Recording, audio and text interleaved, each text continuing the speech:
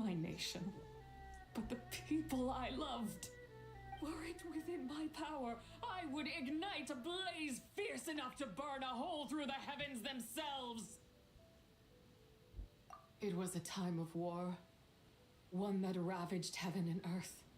Remnants of the battles tainted with cursed power fell from on high and devastated Langan. The heavens decreed that the tainted filth had to be cleansed. No matter the cost, if I just had more time, I could have helped more people to escape. But it wasn't enough. I just needed a bit more, and they all could have survived.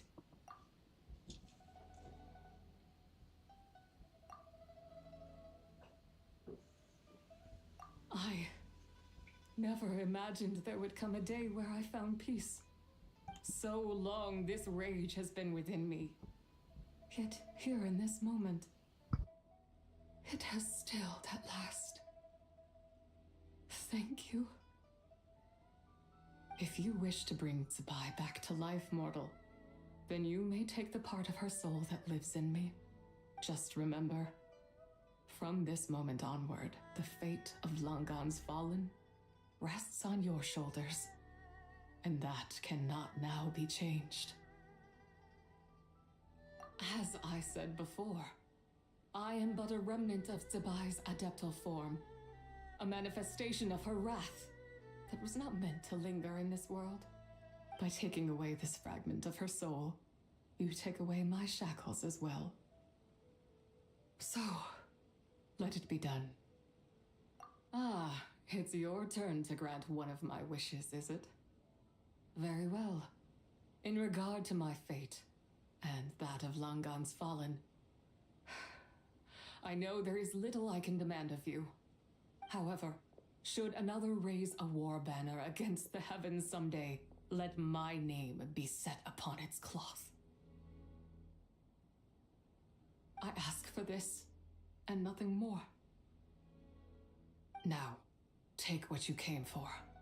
I was a lone moon, shrouded and dimmed in cloud-veiled night. Now darkness breaks, free and unburdened. I reclaim my light.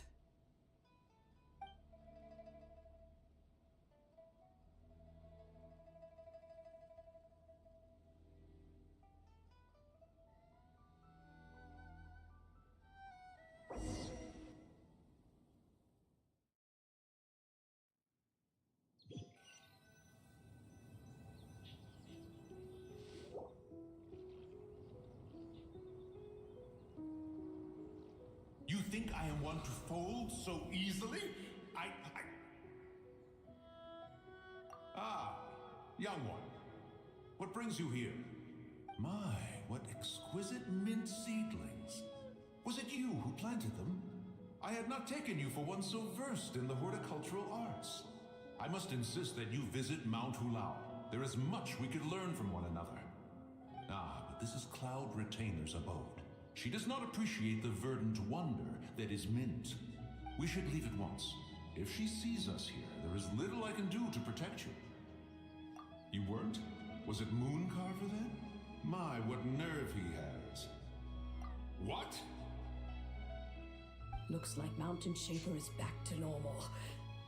Has the matter with Zizha been resolved then? Wow, that was fast. That took, what, like a second? A second to us, perhaps. But for the Traveler, I imagine it felt much longer than that. One's plan was most successful then. And you're all right, Traveler. You don't feel strange in any way?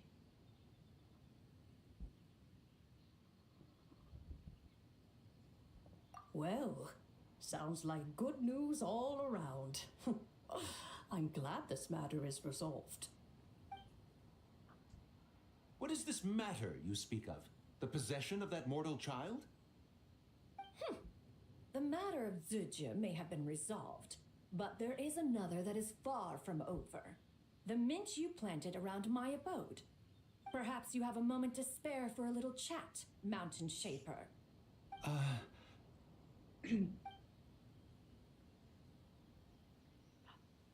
You seem reluctant to talk in detail about what happened with Zucha.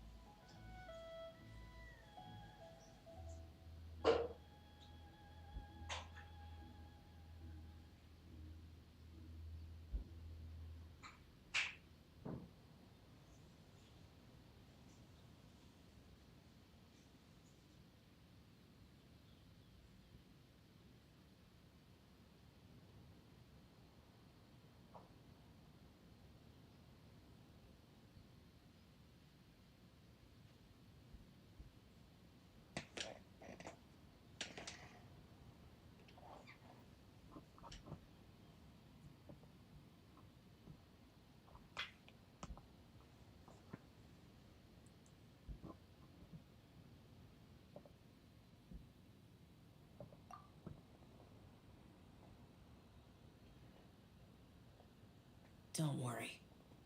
I won't ask you to reveal her secrets to me. And I doubt the other Adepti will either. Huh? You don't want to know what happened? The expression on your face. I know it well, Traveler. It's one I've seen Rex Lapis wear on many occasions. Whatever you learned, it must be too heavy to share. But you're okay, right, Traveler? That deadly self didn't hurt you, did she? Well, as long as you're not hurt, Paimon doesn't need to know anything else.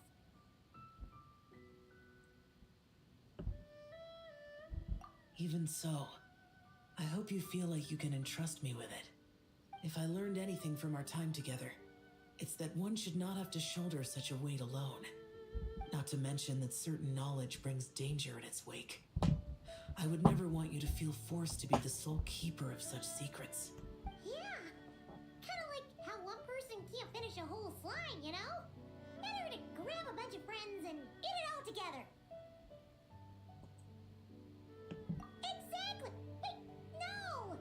Paimon's just saying we've got loads of friends who'll be more than willing to lend an ear.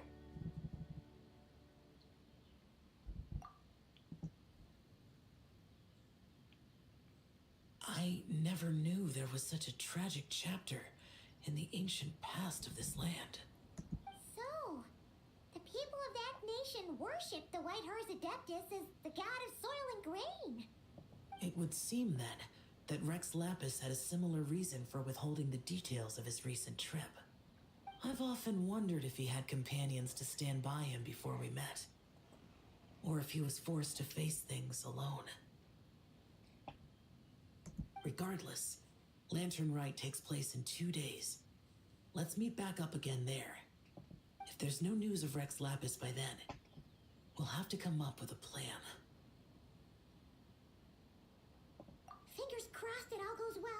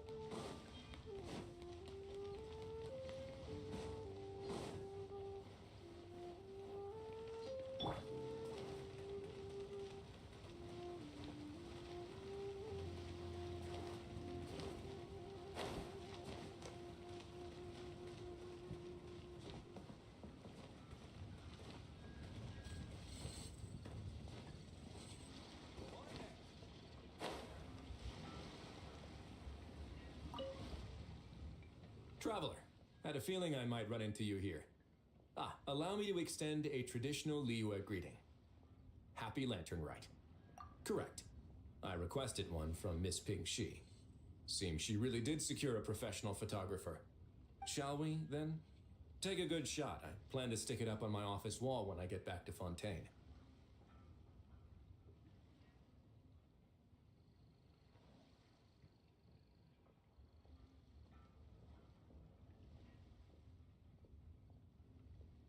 Sure. Do I need to strike a pose? Or suggestions are welcome, Traveler.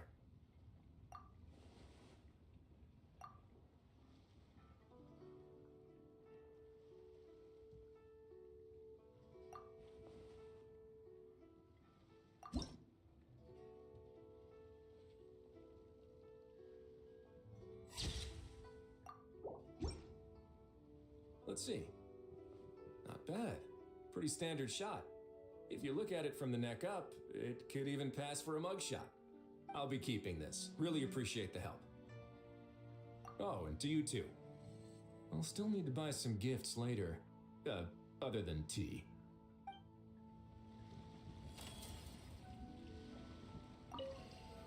Let's see. Not bad. Pretty standard shot. If you look at, I'll be keeping this. Really appreciate the help. Oh, and to you too.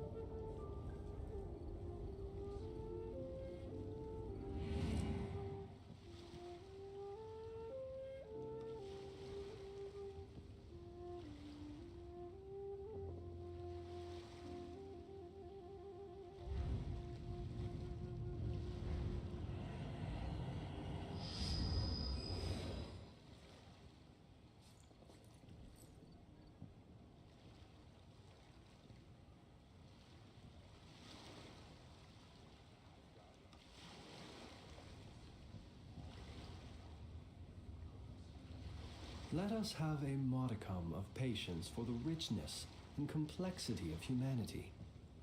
The wanton cruelty of the few is not worth our ire.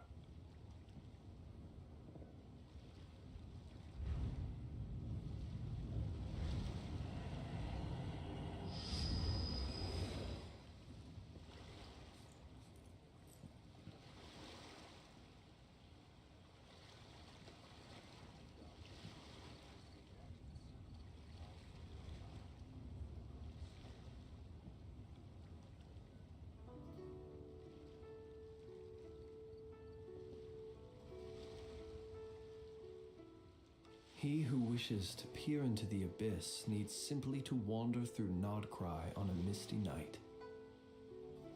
The march of the wild hunt will be sure to drag him into the darkness.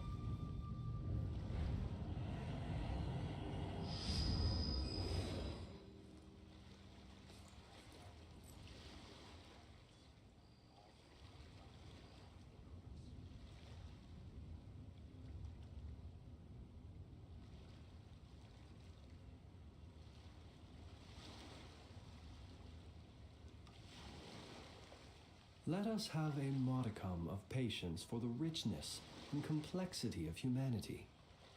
The wanton cruelty of the few is not worth our ire.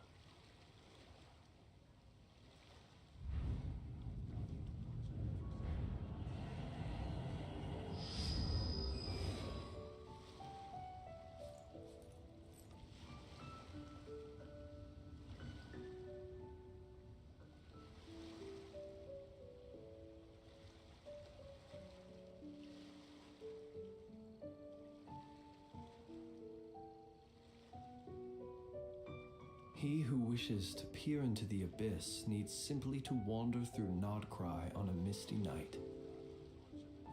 The march of the wild hunt will be sure to drag him into the darkness.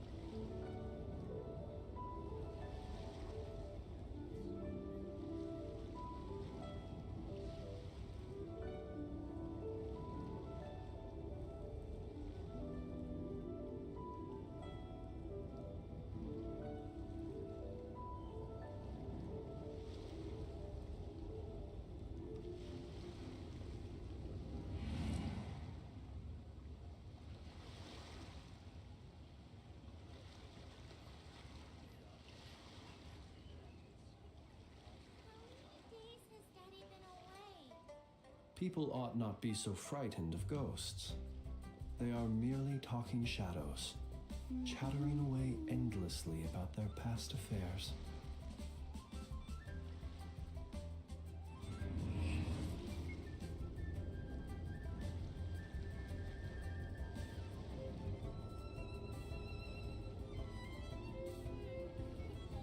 How many days has Daddy been away?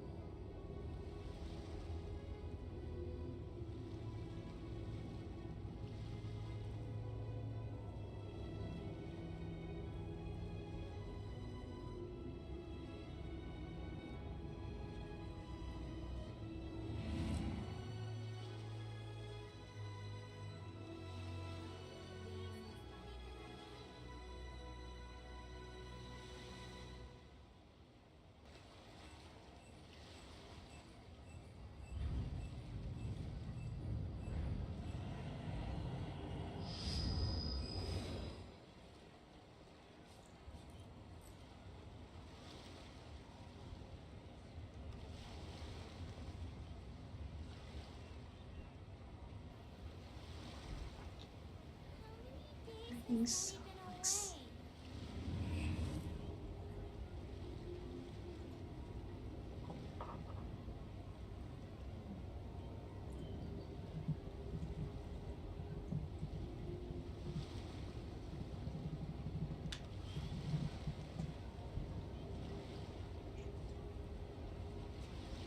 I can totally get this done by midnight. I can totally do. I believe.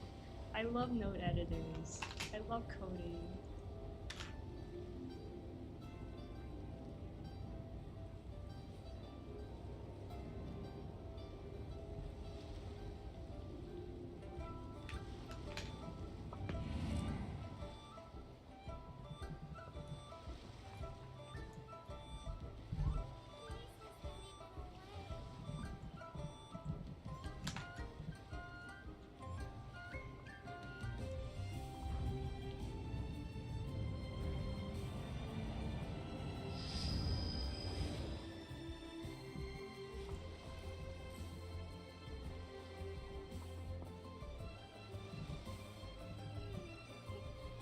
How many days has Daddy been away? Let us have a modicum of patience for the richness and complexity of humanity. The wanton cruelty of the few is not worth our ire. How many days has Daddy been away? How many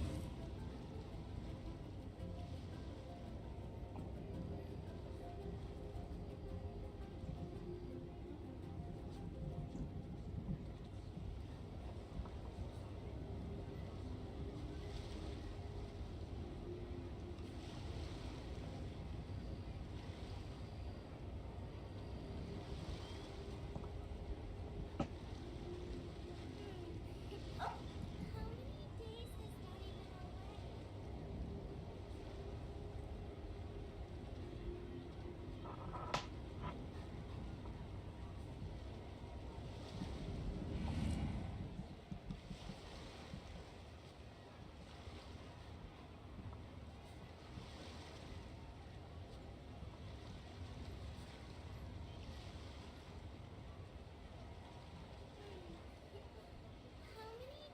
People ought not be so frightened of ghosts.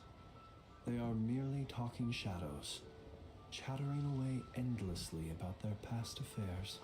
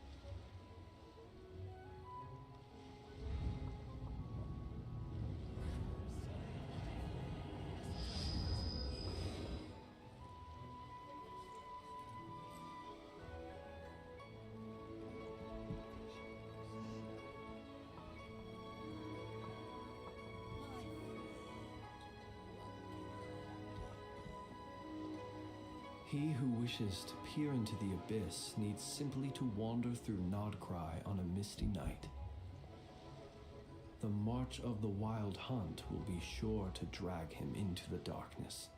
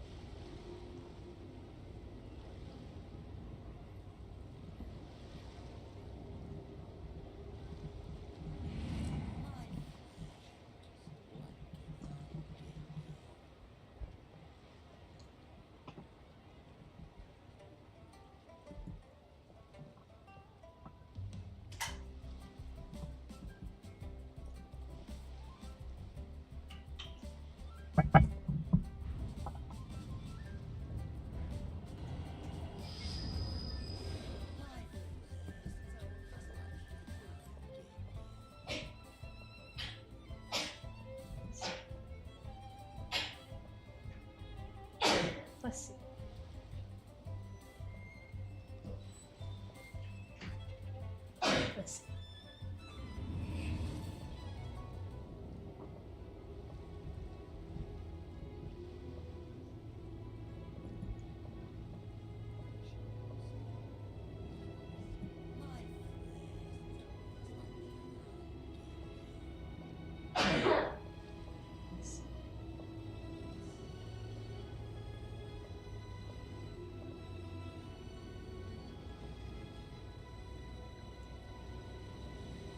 Oh my gosh, Ricky is so Joker.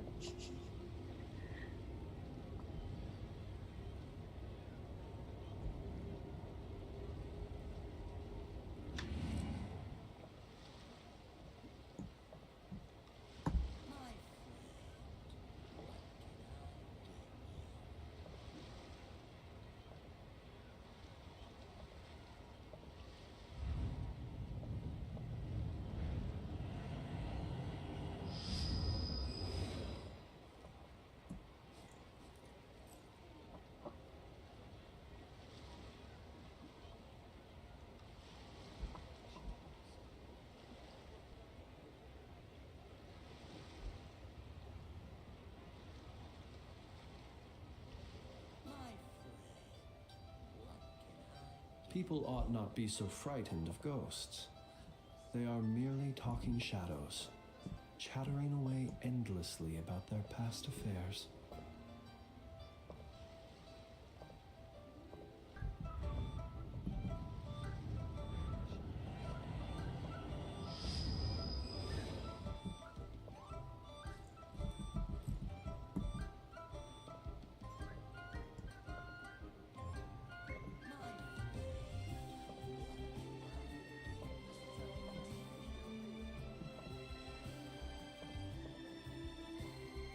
He who wishes to peer into the abyss needs simply to wander through Nodcry on a misty night. The march of the wild hunt will be sure to drag him into the darkness.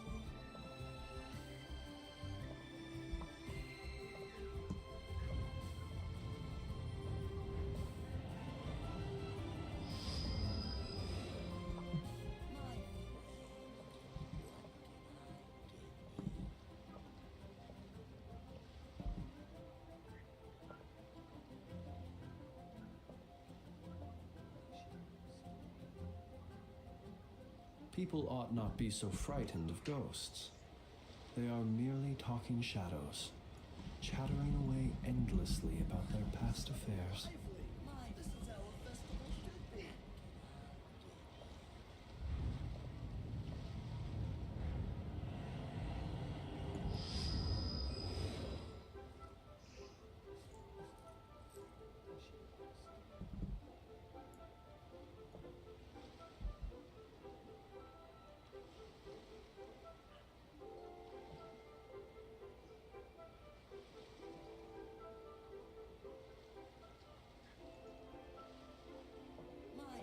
He who wishes to peer into the abyss needs simply to wander through Nodcry on a misty night. The march of the wild hunt will be sure to drag him into the darkness.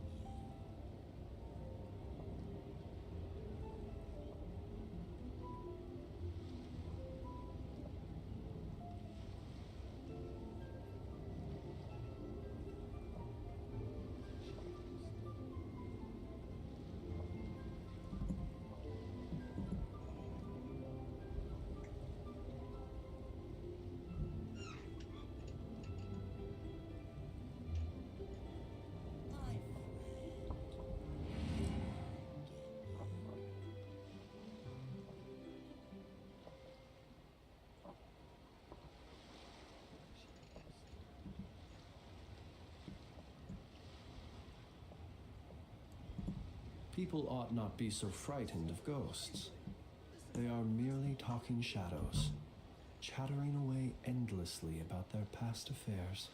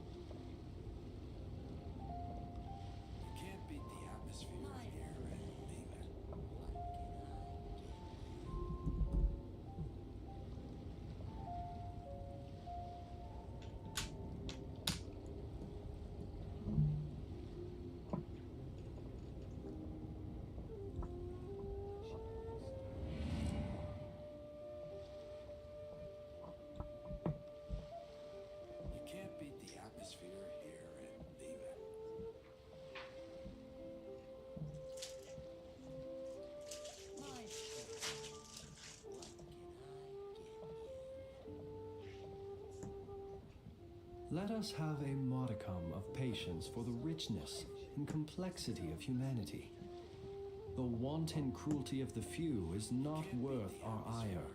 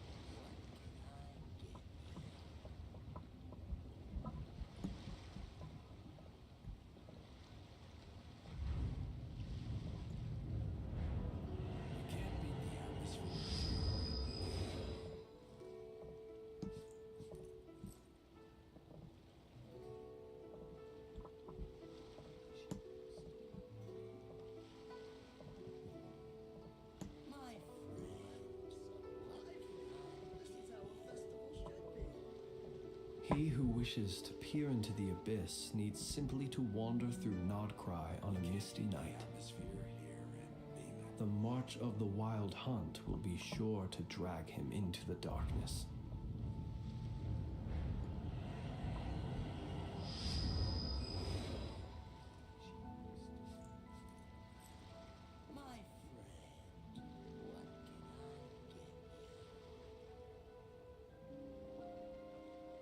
Can't beat the atmosphere here in Leland.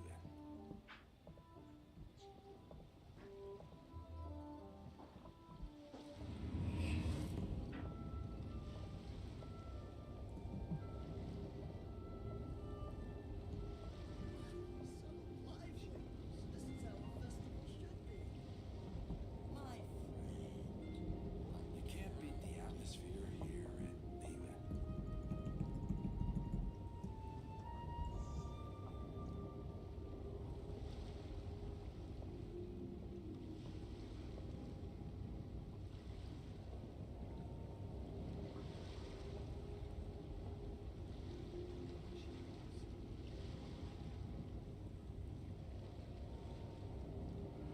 Can't beat the atmosphere here in Leland. My friend, what can I get?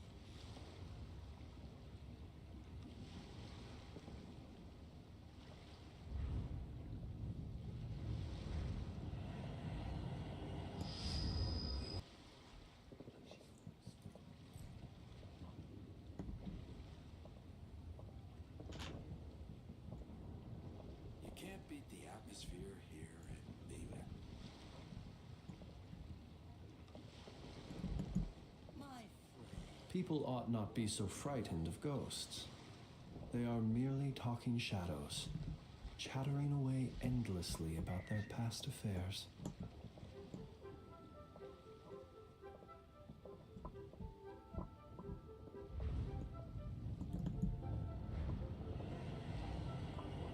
You can't beat the atmosphere here in Leland. My friend, what can I get? So lively.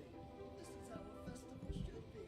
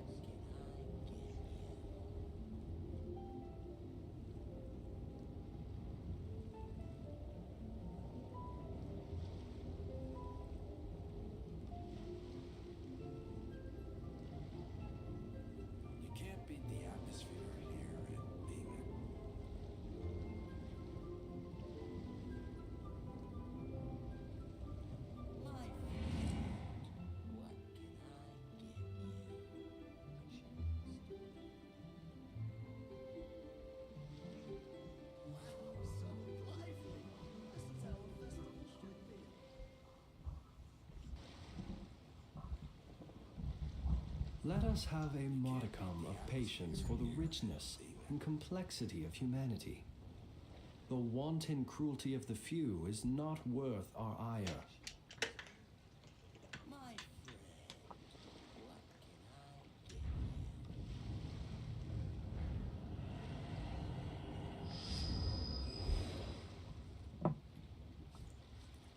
You can't beat the atmosphere here and leave it.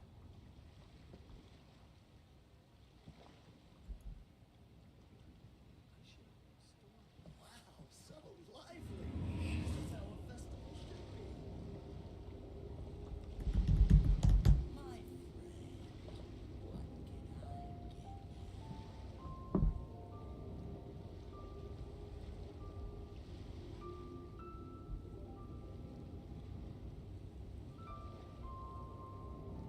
You can't beat the atmosphere here and leave it.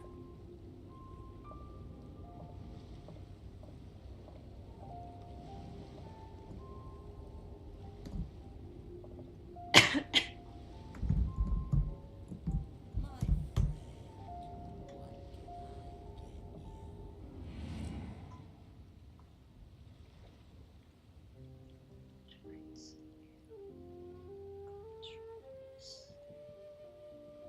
You can't beat the atmosphere here and leave This it. is how a festival should be.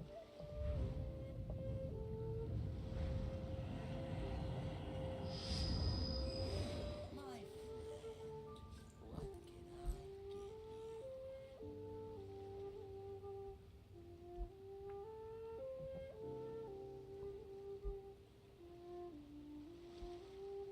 you? You can't beat the atmosphere here and leave it.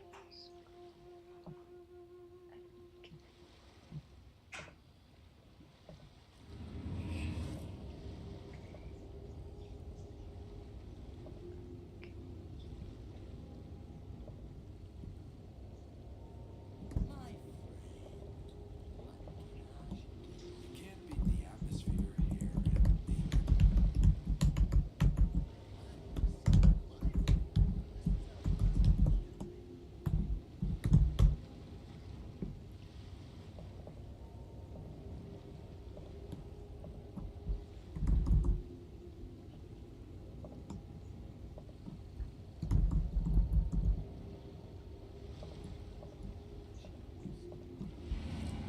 My friend, what can I get? You can't beat the atmosphere here and leave it. He who wishes to peer into the abyss needs simply to wander through Nodcry on a misty night. The march of the wild hunt will be sure to drag him into the darkness.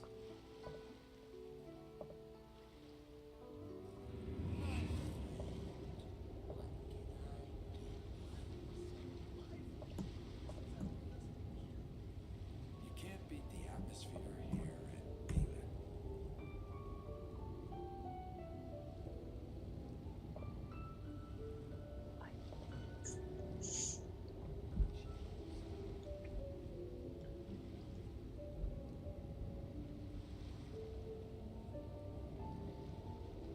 My friend, what can I get you?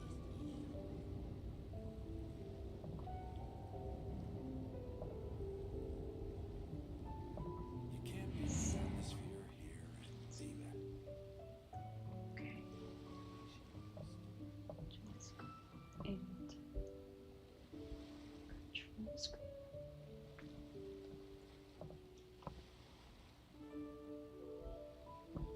My friend, Let us have a modicum of patience for the richness and complexity of humanity. The wanton cruelty of the few is not worth our ire.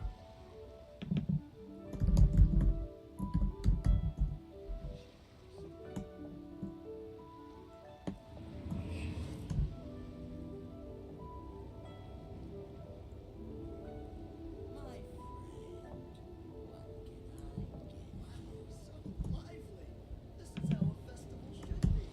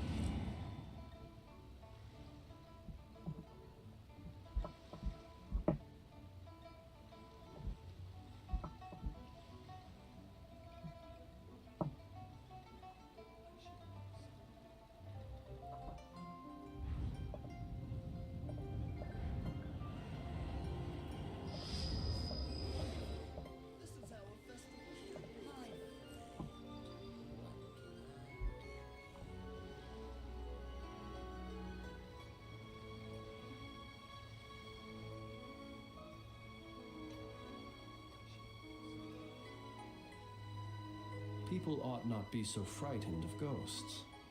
They are merely talking shadows, chattering away endlessly about their past affairs. It's time to meet back up with Xiao.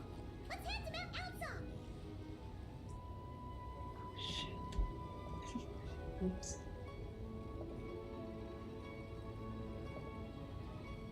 It's probably time to continue eating.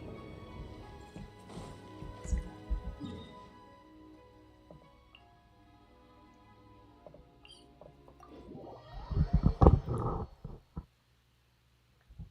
Let's go.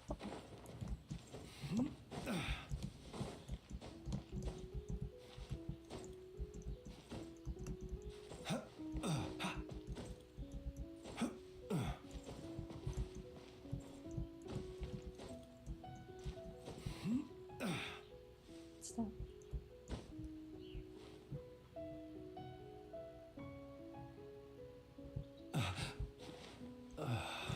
It's not reflecting. Okay.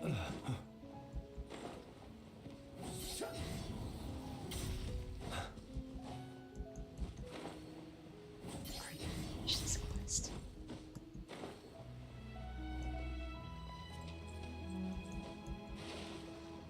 Oh, it's her.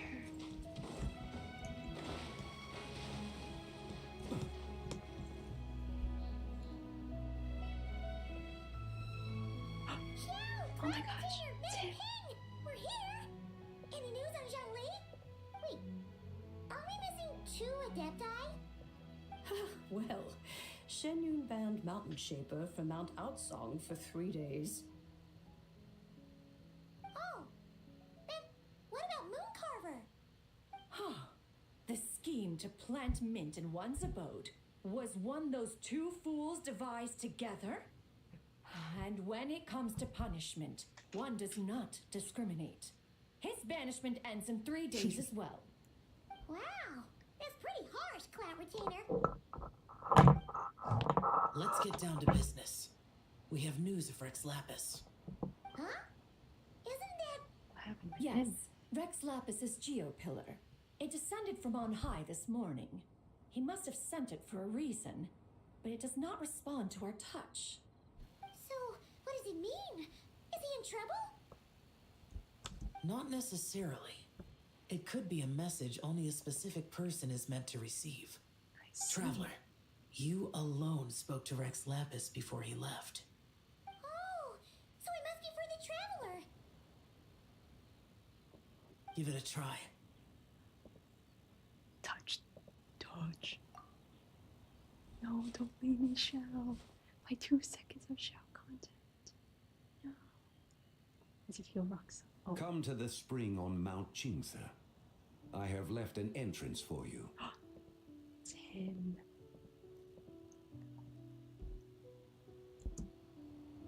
Well, I'm going to Mount Qingse.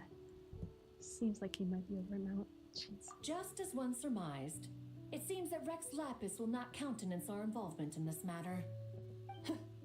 That would not surprise me in the slightest. He's always had a soft spot for the Traveler, after all. But be that as it may, we have served Rex Lapis for millennia now. In other words, I'm sure this has nothing to do with favoritism. He's probably just trying to protect us. that's right. So you mustn't let your guard down, even if Rex Lapis is by your side. Don't worry, I won't. Alright, let's get going. We'll try not to keep you all waiting. The final act. Realm of People.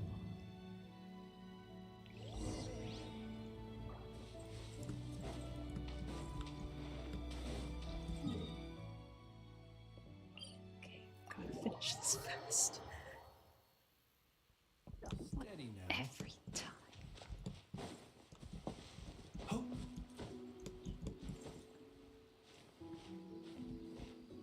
Okay, I'm going on that side.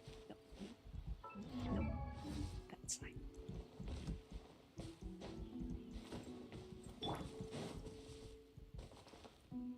Into the wind.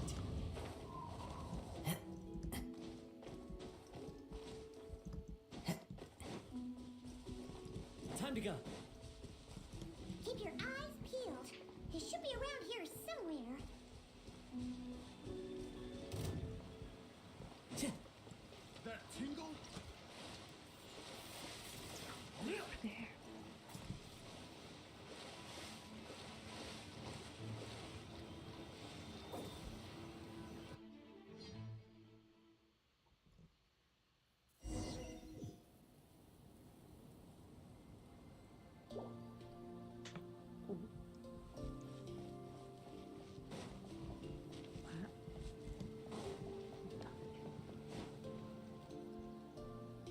could have imagined that the once mighty Geo Archon might end up so, sitting on a humble stool in the woods, quietly weaving moon lanterns?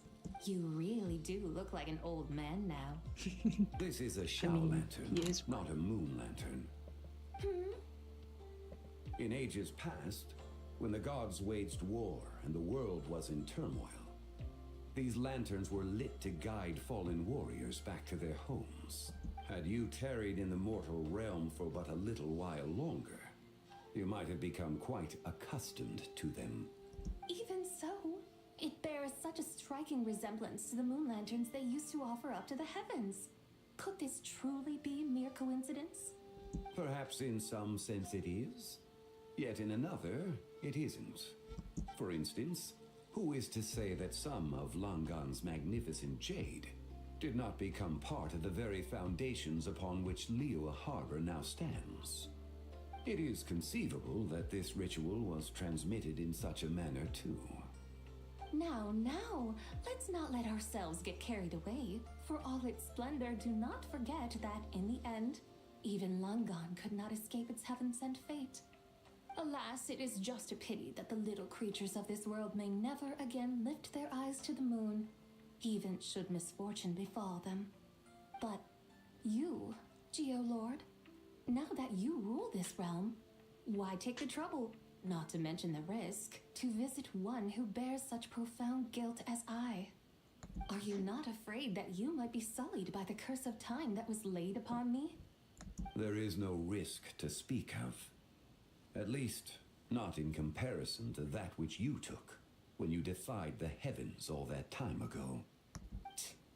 As I have stated, time and again, it was not I who defied the heavens. Geo-Lord, the ancient affairs of Langan have nothing to do with me, for I am but one of her deadly selves, severed before her demise. My name is not Zebai, but Zichao. Surely you did not take us for one and the same solely on the basis that we may all assume the form of white horses? Sorry to break it to you, but you seem to have found yourself the wrong white horse. Anyway, do tell me, what urgent matter brings you here? Very well then. I have come to ask for Zebai's shade. Oh? So, the Geo-Lord has set his sights upon Zebai's human soul. And what is it that you intend to do with it? The world outside is changing. With the new moon's birth, the confines of the shadow moon are gradually disintegrating. In other words, the heavenly soul is set to return. Consequently, strange phenomena have manifested within Langan's former domain, leading to the earthly soul's reappearance as well.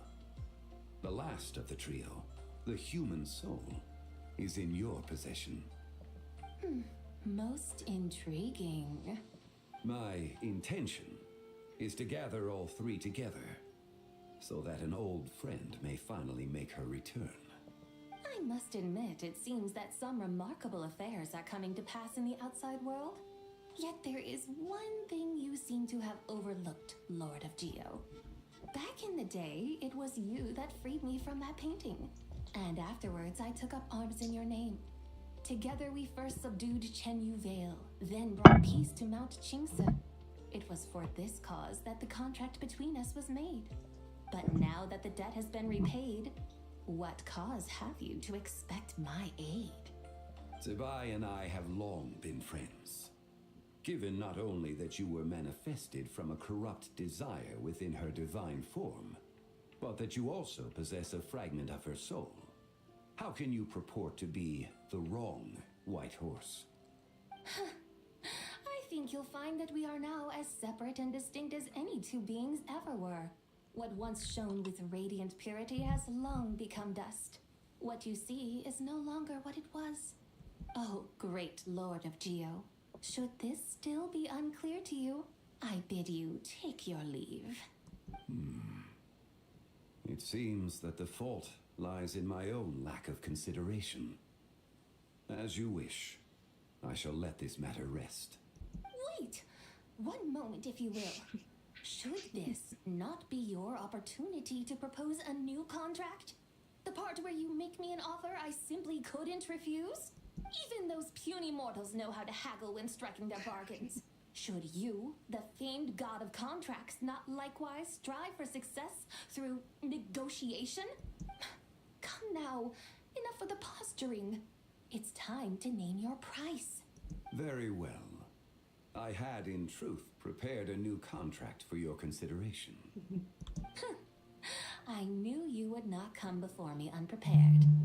Yet, you should know that I want for nothing, for I live in the mountains, carefree and untroubled. Occasionally, I even find sport in teasing the mortals who stumble into my presence. Then why persist in telling them those ancient stories? I speak of what transpired before the sky collapsed and the earth sank into itself.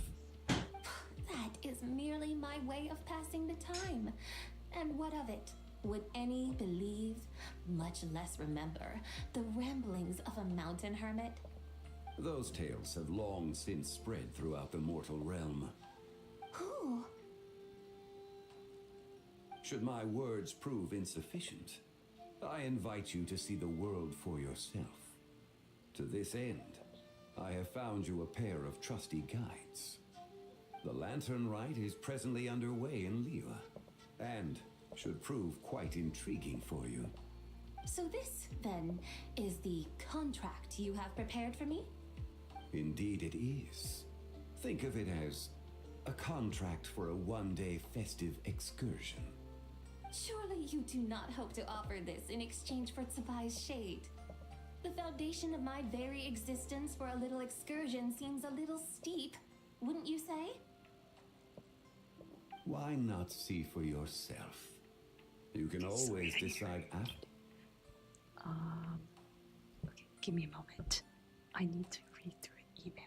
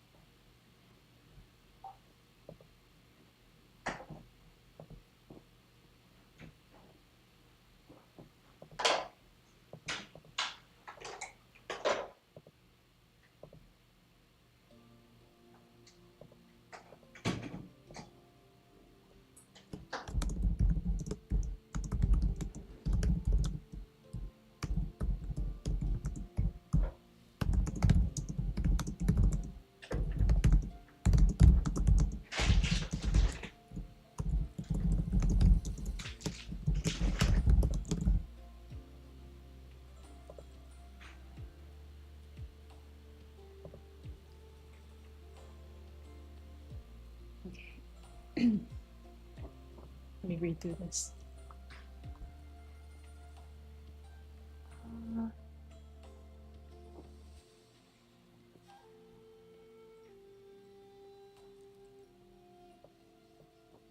Should my words prove insufficient, I invite you to see the world for yourself. To this end, I have found you a pair of trusty guides. A one-day festive expression. Surely you do know. This in exchange of Zilidai's shade. But they say, very pleasant for a little exertion. Just seems a little steeped when you say. I see. Is that She's just so? inviting him to the lantern. Then perhaps this He's just deal inviting might her not to the be lantern. entirely off the table after all. Where then are these guides of which you speak? Oh, it's me, isn't it? Hey, it's Young Lee! Oh, we've been looking for you everywhere. We thought you might have gone missing. And this is... You're here. So these are my guides. Well, well. They certainly look the part, I'll give you that. I mean, you're the guide. Paimon. Oh, you It's your poor job. innocent little creatures. The benevolent job. Lord of Geo has sold you to me, which means that for the rest of this day, you belong to me. I'm your slave? No! Sold us to you? Just what have you We're got slaves now. The situation is not quite as dire as that would sound. I ask only that you accompany my Adeptus friend on a tour of Lea. Oh, we're giving her a tour. And you'll help us after that? I would suspect that depends on how well you entertain me. Entertain you? Where would you like us to take you? Let us start with this Liyue harbor of which I have heard so much. Nowhere is quite so fascinating as a place teeming with little mortals. How come this Adeptus sounds so different from what Paimon imagined? Let's just play this by ear. Okay, we'll take care of it. Get ready to find out why they call Paimon the best travel guide in all of Tibet.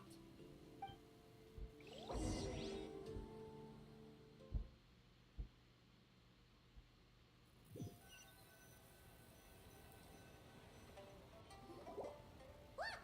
We've arrived at Liyue Harbor! Not only is it Tibet's busiest port, it's also the beating heart of Liyue. So, dear Madam Adeptus, where would you like to go first? Oh boy. With humble fare and wine to sip, in comfort clothed and soul Wait, at Abad, ease, wait, one let me eats, smash and it. all the heart's ills cease. No! So we're heading straight for the good stuff? Well, you're in luck, because Paimon's an expert when it comes to food. There are two main cooking styles in Liyue. Lee cuisine, which is all about Lee mountain cuisine, and yeah, it delicacies, is cuisine. and Yue cuisine, which is centered on seafood.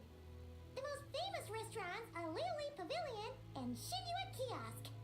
Oh, now Paimon's starting to drool. Yes, sir. Only option is to go try them both. 2 meals back to back. Both sound like excellent options to me. Are these the kind of establishments that most people might visit on a regular basis? Not exactly. Both Lee cuisine and Yue cuisine are known for their pricey ingredients. Definitely not what you call the budget options. But don't you worry about that. Just think of it as Zhang Li's little treat. Kind of putting Hu Tao in a tough spot here, Paimon. Come on! Aren't you supposed to be pals with Hu Tao? I'm sure we can afford to spend a little more of her mora at least. Just looking for excuse to gorge yourself at someone else's expense, huh? Hey! All Paimon wants is to provide our Adeptus with the best possible experience here. Don't you want that too? Both certainly sound like worthy choices. Just now, though, I happened to see a porter pass this way. Where might individuals like him go to eat? A hungry porter, huh? Oh! Paimon knows just the place! I mean, restaurant. Yep. Nothing fancy schmancy there. Just tasty dishes made with simple ingredients in a variety of different styles. Most importantly, it's great value for money, too. No wonder everyone loves it, huh? Give me a minute. I need to go.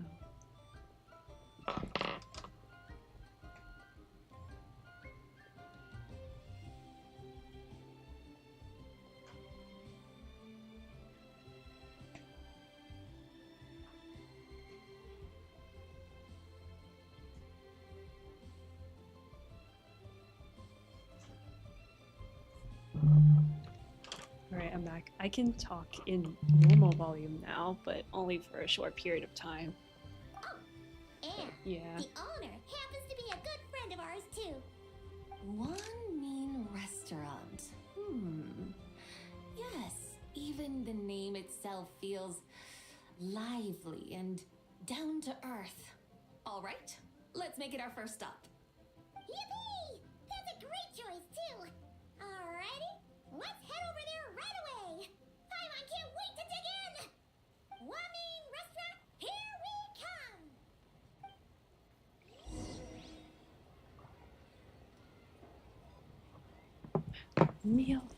Meal time. Hold on. I need to open the video again. Oh my gosh. I'm doing rigging while doing this at the same time again. 3 hours. 3 hours. It's okay. It will be fine. Everything will be fine.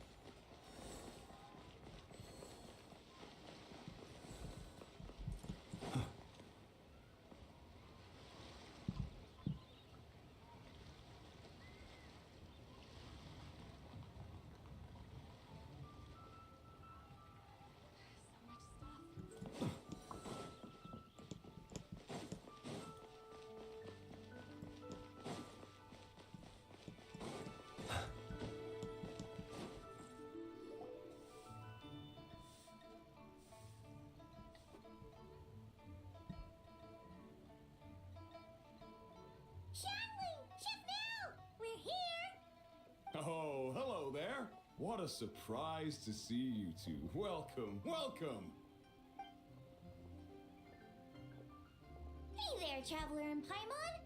We're a little busy today, so grab a table while you still can.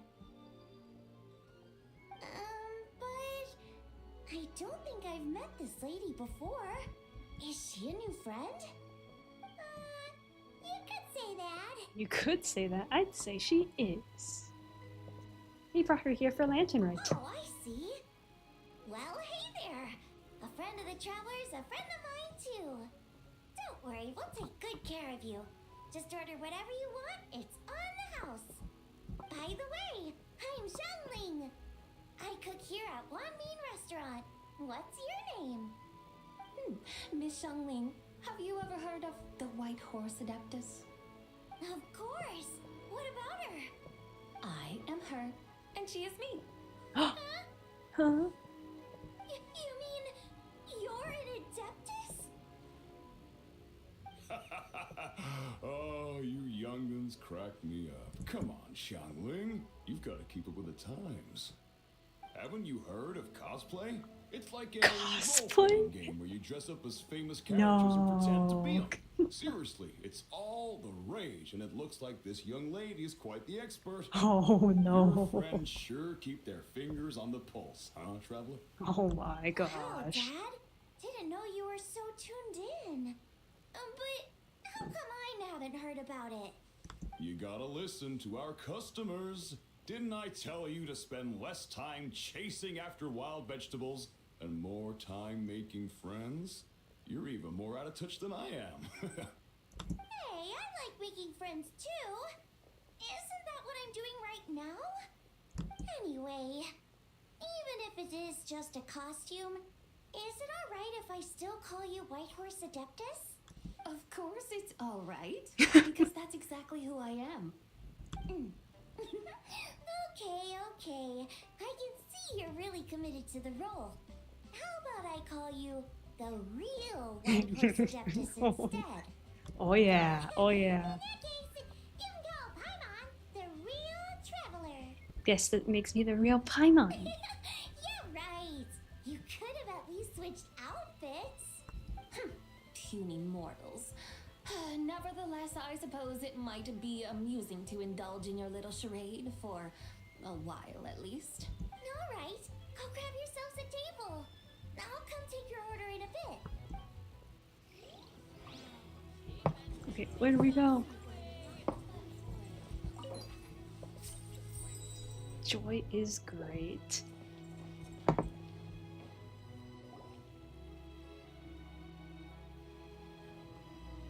Hello. Xiongling and Chef Mao are here? Lu Xiangqiang. They're just over there. Wait a sec. Aren't you? So, what would you like to? You're. Oops. Hello, Miss Xiongling. It's me, Lu Xiongxiong, the one who broke some stuff here at your restaurant a few days ago. I just wanted you to know how sorry I am. I honestly don't know what came over me. Please, please forgive me. Oh, it's you. You really gave me a fright that day, young lady. You didn't actually get food poisoning from our blackback perch stew, right? Come on, Dad. She's come to say sorry. It's all right, Miss Lu. You must have been feeling a bit off that day. You're looking so much better now, though.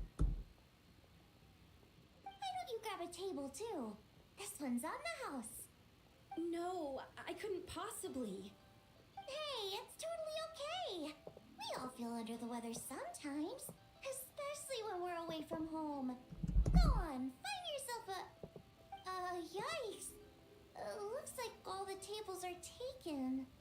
Wanna come sit with us? We've got an extra seat over here.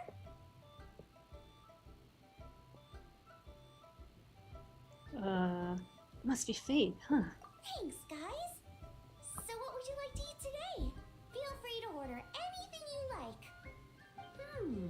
I should very much like to sample your renowned poisonous blackback perch stew.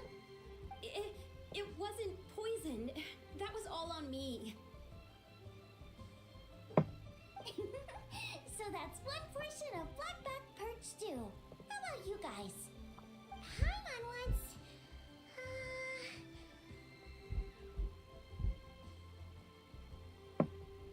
Okay, I'm rating right now. IKFK.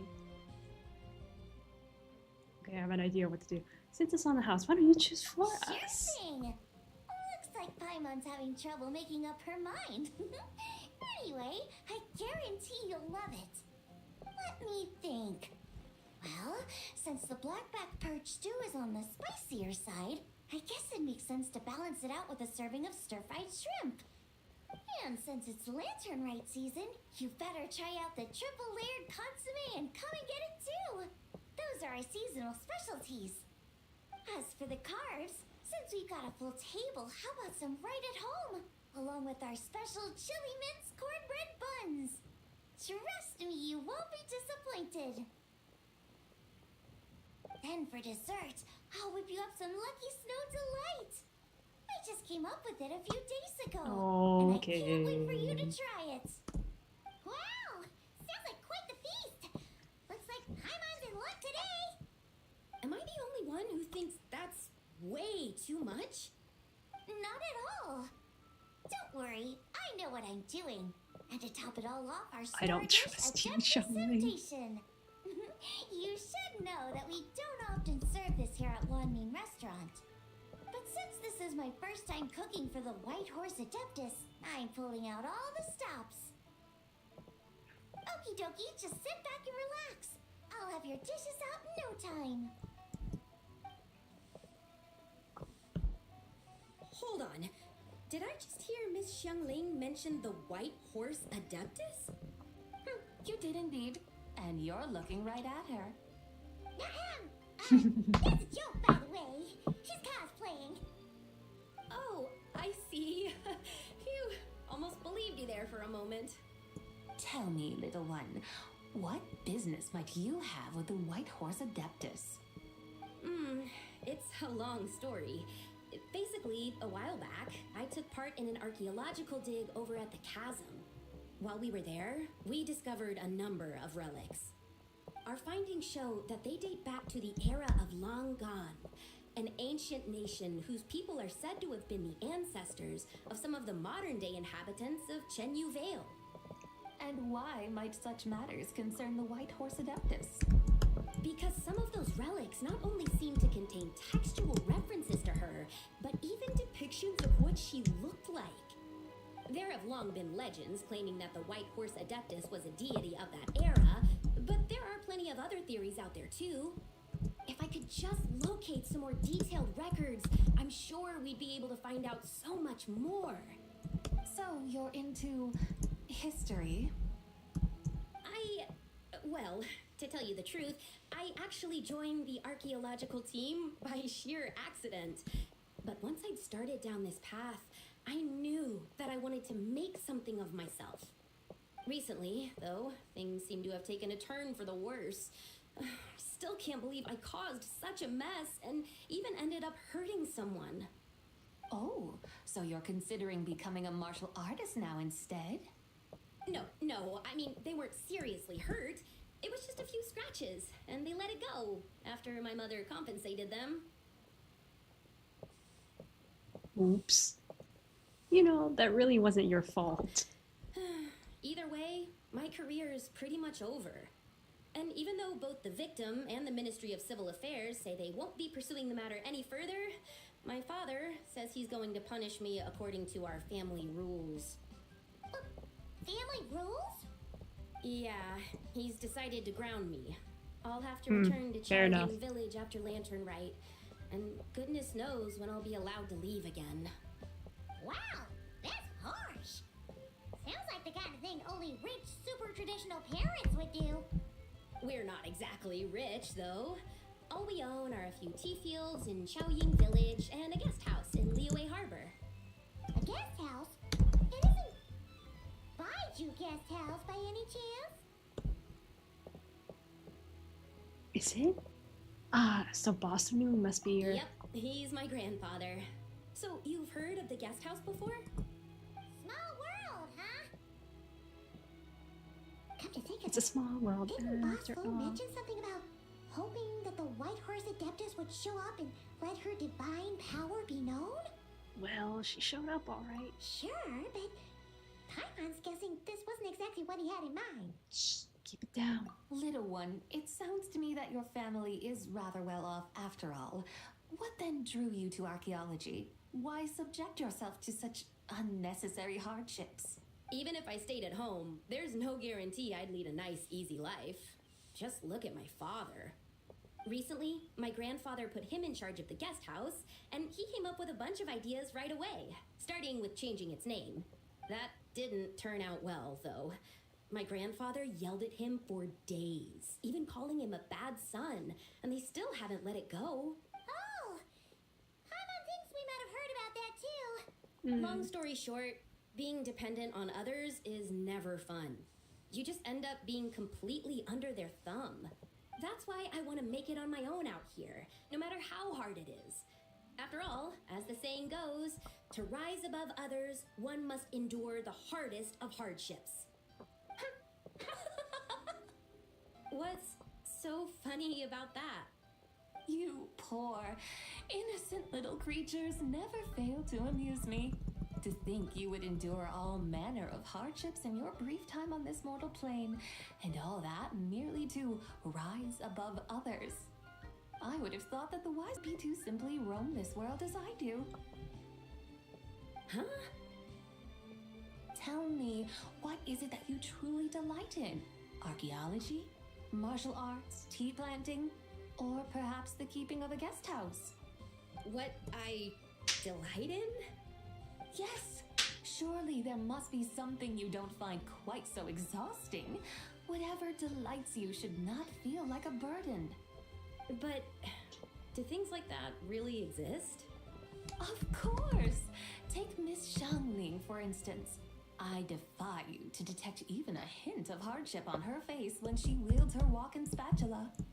So, since it seems you are resolved to tread the rocky path, you should strive with all your might to pursue that which brings you delight. You mean, like cosplay? I suppose you might say that.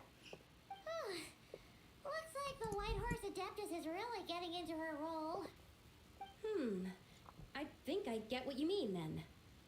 Maybe I should have a chat with Miss Xiongling before I head home. Okay, everyone. Sorry to keep you waiting. Here's your food. Wow. It all smells so good. Oh, finally, I get to try that famous poisonous stew. Hey, did you hear what Xiang Xiang said? It wasn't the stew. If anyone's to blame, it's that other you.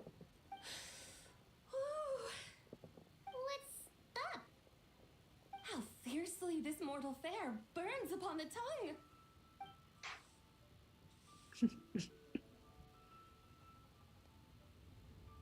When the others devour the food set before you.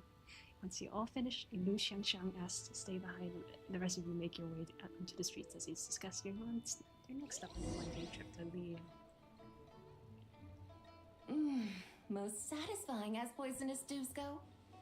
So, where to now? Time, I think, to seek out some diversion? Oh, there's plenty of entertainment options in Liyue. Paimon will tell you that. The locals like to drink tea, walk their pets, play chess, watch operas, attend storytelling performances. Storytelling performances? You know, like listening to people telling stories. They're usually based on old Liyue legends, just like their operas. Stuff like The Divine Damsel of Devastation, Through the Eyes of a Dragon, or The Sanctification of Tao Do. What about the story of the bright moon that sits in the sky above us? Paimon doesn't think she's heard that one. Still, the moon does come up quite a lot. It's even in the name itself. The Yue in Liyue actually means moon. Since we're on the subject, you like telling stories yourself, right? Why don't we go check it out? In that case, I'll have to trouble the two of you to lead the way. Awesome! Let's go! Third round knockout, here we come! Oh, another place. Should I save this money? Third round knockout.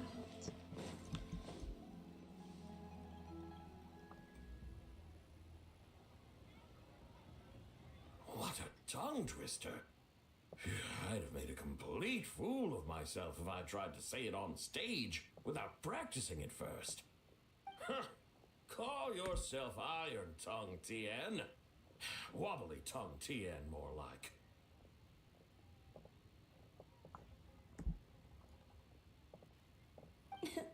I used to have that problem a lot. But if you just take your time to grasp the meaning and commit it to memory, you'll be able to say it smoothly in no time. You're right, Miss Yoon. I'll give it another try. Hey, Yunchin! Fancy seeing you here! What are you two talking about? Ah, Traveler and Paimon, we meet again. And who, may I ask, is this? You may call me the White Horse Adeptus.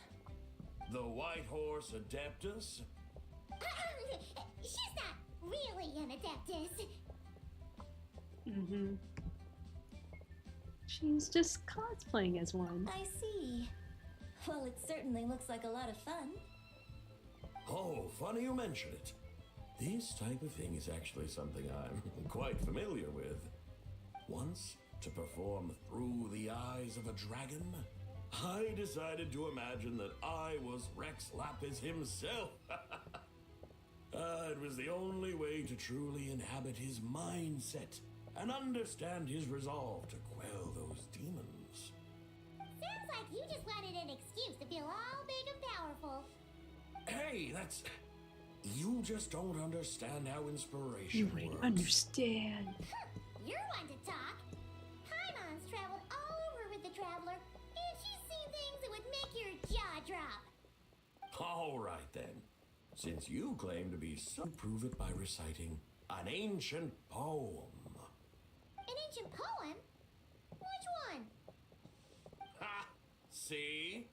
You mean to tell me you've never even heard of the ancient poem called An Ancient Poem? What kind of a title is that? Hiya. Quit teasing, Paimon. We only just found out about that ourselves. He's talking about the writing on those ancient relics.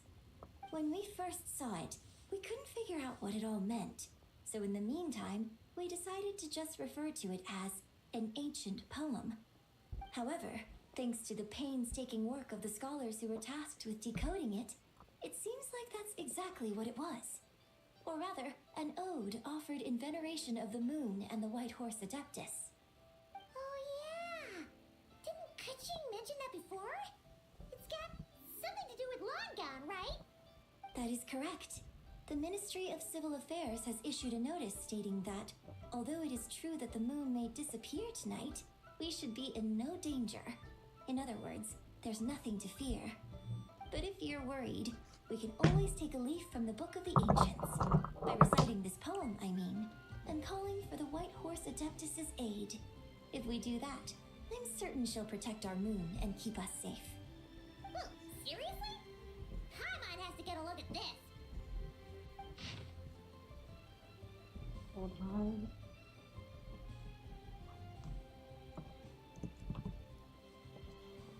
Under moon eternal and radiant light, a maiden grants silk soft and light. Under moon iridescent, in night divine, a maiden grants fiber for cloth so fine. Under moon of frost, in night so great, a maiden grants tools to divine our fate. The fields are plowed, the seeds are sowed, and from the earth life is grown. The seedlings stretch, the crops do rise, and all unfolds before our eyes. Fruits are gathered, sweet wine is poured, these gifts we offer to our Lord. Pure as heaven, so fair and bright, she shines as light in this dark night. Her does this wish take flight. Under moon eternal, in radiant night, a maiden grants silk, soft and light? What in Tivat's that supposed to mean? Under moon iridescent, in night divine, blah blah blah, something cloth so fine. Something about fields being plowed, something else about seeds being sown from the earth. Seriously? What is this? The fields are plowed, the seeds are sown, and from the earth, life is grown. Whoa! You did that without even looking! She didn't need to look. Bravo! Bravo! We have an expert in our midst. Looks like this young lady really does know her role inside out. If I didn't know any better, I'd have taken her for the real deal. That's because I am the real deal. That's the spirit. This is exactly the kind of mindset I was talking about. Behold, mortals, I am none other than the indomitable Rex Lapis himself. Kneel before my godly splendor. Believe me, young lady, I know exactly why you do it. Back in the day, I was just like you. I must say you are rather amusing as mortals go. Miss White Horse Adeptus, it is a great pleasure to make your acquaintance today. I have some questions regarding the poem, and I was wondering, perhaps, if you might be able to shed some light on it? You want me to explain the full meaning of its verses? Your guidance would be much appreciated. Fascinating. Tell me, do all the people of Liyue still express such reverence for the ancient ways? Well, I hold a deep fondness for our history, but it is hardly our only pursuit. One of my good friends, for instance, is even more devoted to the modern Fontanian art of rock and roll. Exactly. And don't forget, great practitioners of the role-playing arts walk among us too. People like me and you, young lady. Yes. So rather than placing too much emphasis on our reverence for the ancient ways, it might be better to say that here in Liyue, 100 passions bloom, each with a voice of its own. I see. Then, I suppose it wouldn't do any harm for me to enlighten you. In truth, it is but a simple poem of blessings. Its meaning is this. As the eternal moon rises in the night sky, a maiden adorned with lustrous jade descends upon the earth. She blesses the kudzu vines and mulberry leaves, so that they may be used to make coarse cloth that is nevertheless soft, light, and comfortable to wear. As the iridescent moon rises in the night sky, a maiden adorned with lustrous jade descends upon the earth. She blesses the kudzu vines and hemp, so that they may be used to make fine, luxurious cloth. As the frost moon rises in the night sky, a maiden adorned with lustrous jade descends upon the earth. She blesses the mugwort and artemisia, so that they may be perfect for divination. So she really did come down from the moon? She shows the people how to use the plow and spade to purge the land of weeds, till the soil, and heap up the earth to make it fertile. Then with the hoe, she teaches them to sow their grain, bestowing the promise of life upon every seed. She blesses the millet and the beans, ensuring that their stalks and vines stretch forth without end. She graces the wheat and the rice, so that their heavy heads are filled with plump, glistening grain. Sounds like she's a real pro at all this farming stuff. The fruits of the field are harvested and brewed into sacred wine for honored guests. This we reverently present to the divine maiden, with every ceremonial step flawlessly observed, so that she may witness the depth of our piety and respect. Oh, divine maiden, how can your graceful presence in the sky not seem like that of a fairy descending from the heavens? Oh, divine maiden, how does your pure and radiant form not resemble the guardian spirit of our land? I send my heart's desire, ascending to the heavens, beseeching you to grant us good fortune and blessings in the coming year. Huh? So, that's what it's supposed to mean? I find myself speechless, moved beyond the power of words to convey. Oh, young lady, you have shown me the heights to which a true role player might aspire. A truly remarkable performance.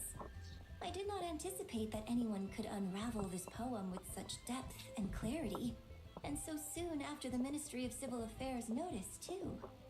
I'd even begun to consider myself somewhat versed in the matter, but as they say, there's always someone more knowledgeable out there. Allow me to extend my thanks to you, Miss Whitehorse Adeptus. You are far too humble, young one. I must confess, it is I who have been surprised, not only by you, but also by this Liyue harbor of the present day. Ah, so you're not from Liyue. And what, may I ask, has surprised you about it? Oh, it's nothing really.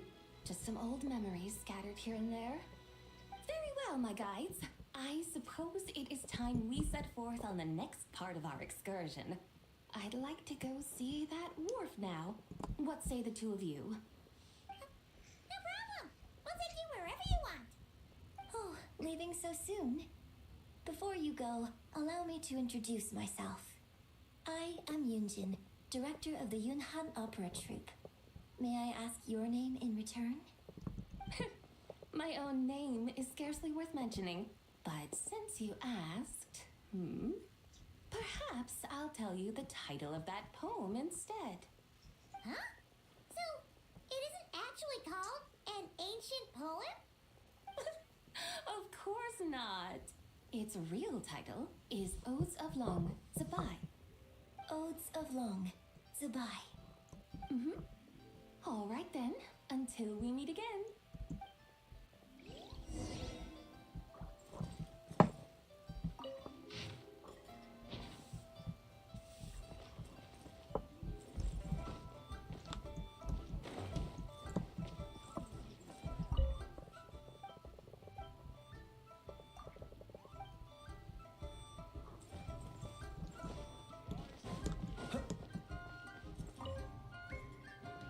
Liyue's got so much delicious food. What should I eat next? Oh, how about boiled fish? No, wait. I need to take a picture for everyone back at the tribe first.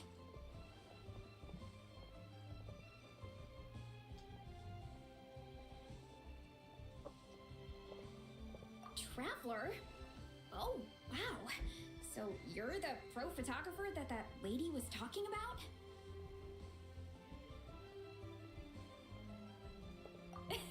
That's fantastic! You're so talented. Of course you're good with a camera, too. Sure, I want to strike a cool pose. But what if it looks weird in the picture? Any advice?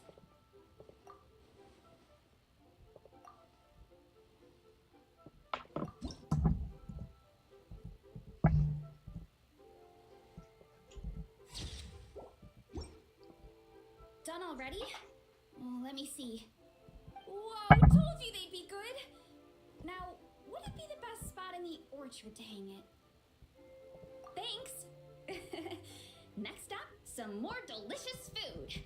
Starting with boiled fish.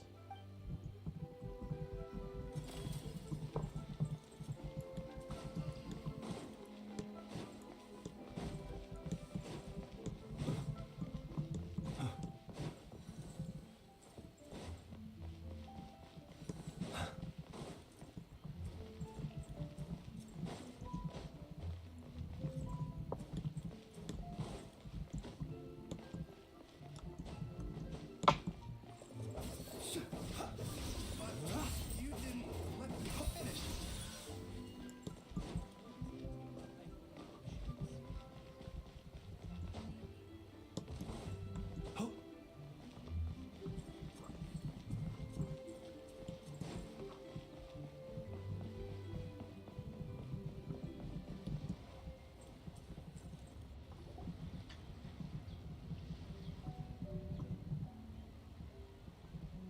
Hey, Ganyu!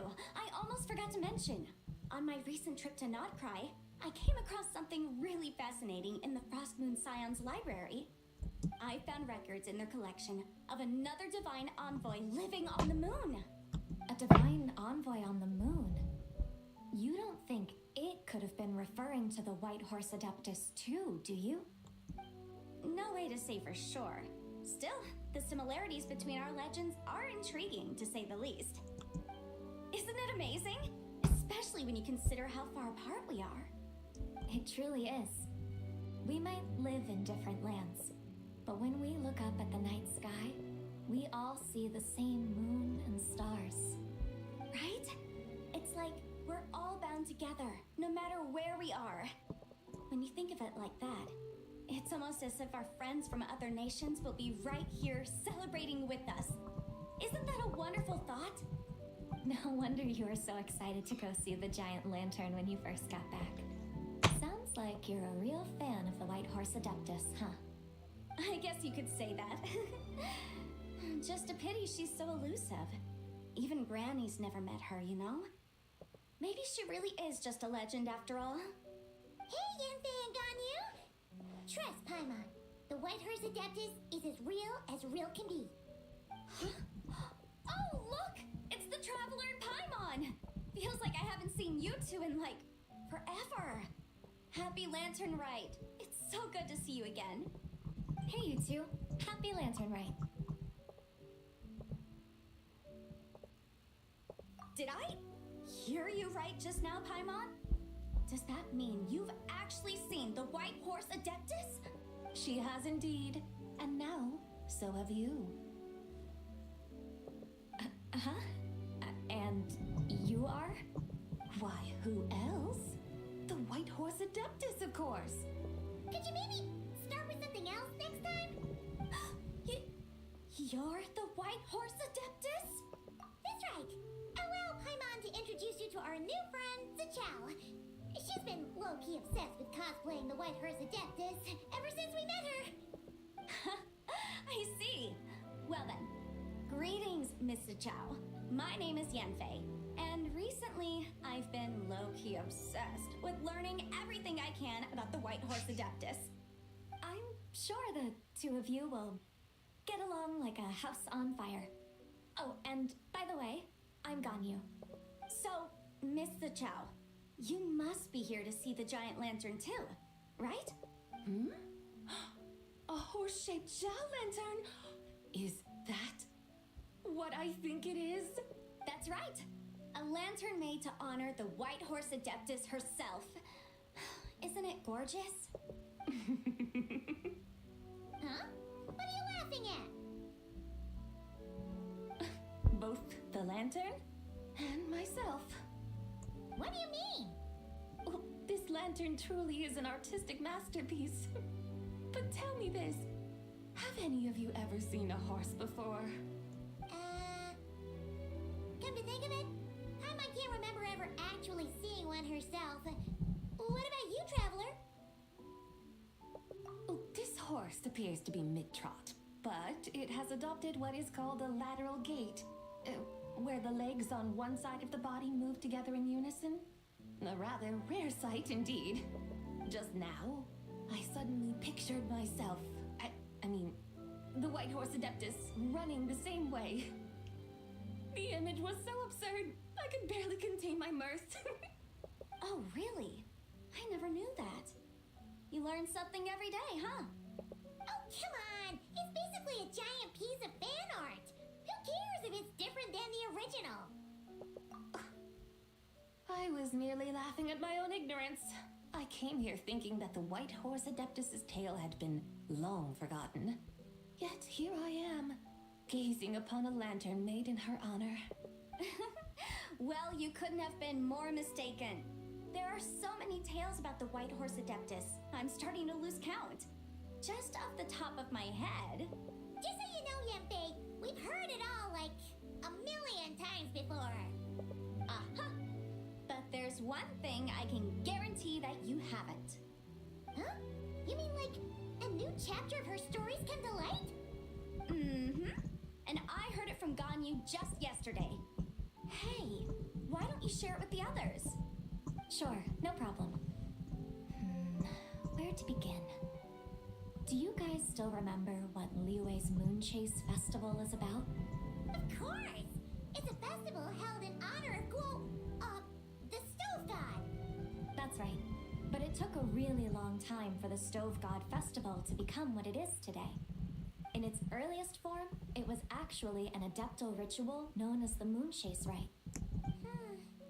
Paimon remembers Madame Ping mentioning that before, but she never explained exactly what it was. According to Cloud Retainer, the Moon Chase Rite was originally a ritual meant for communicating with the moon. Communicating with the moon? But for what purpose?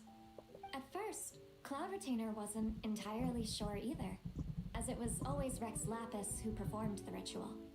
Whoa! Rex Lapis did it himself? Must have been a really important ritual. That's right. Unfortunately, despite numerous attempts, they never actually received any response from the moon, which is why they eventually stopped performing it. But then, just yesterday, Kutching took a picture of the moon being obscured by a dark hole to Cloud Retainer and asked if it had anything to do with the Moon Chase Rite. The moment Cloud Retainer saw it, it suddenly dawned on her that the rite might have been an attempt to reach the White Horse Adeptus all along. Does that mean Zhang Li's been trying to bring back the White Horse Adeptus all this time? So how about that? Bet you never thought there might even be a link between the White Horse Adeptus and the Moon Chase Festival. If Kutching hadn't taken that picture to Cloud Retainer, we would never have known any of this. This is probably what Kutching was referring to that day when she mentioned there were some ideas she wanted to follow up on. So, Geo Archon. All this time, you've been striving to awaken her. Huh? What do you mean, awaken? Nothing. What I truly meant to say was, this new insight you've provided has been truly eye-opening.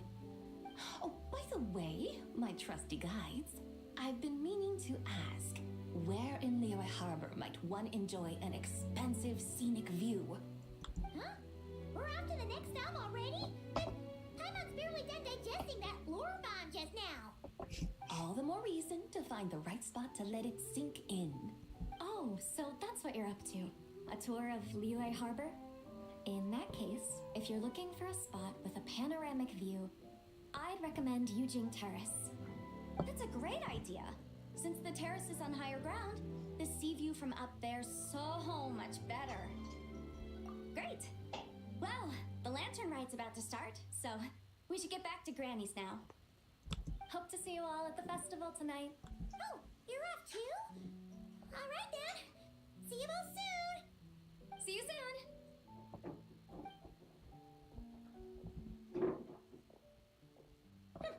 Very well, my guides. What are we waiting for? Okay, you're the boss. Eugene Terrace it is.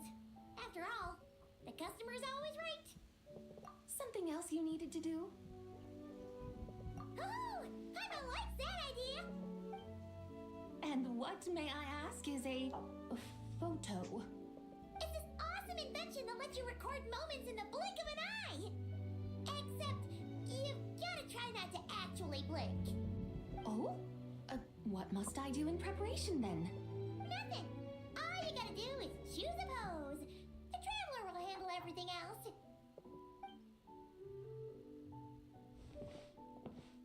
Come on, let's give it a try. Look, we got a great picture. Paimon's gonna call it "The White Horse Adeptus Meets the White Horse Adeptus in Liyue Harbor." Huh. They've even discovered a way to preserve moments in time. Now I truly am curious to witness what else these mortals might accomplish. Very well, let us proceed. Eugene Terrace lies in that direction, does it not? Hey, wait for us!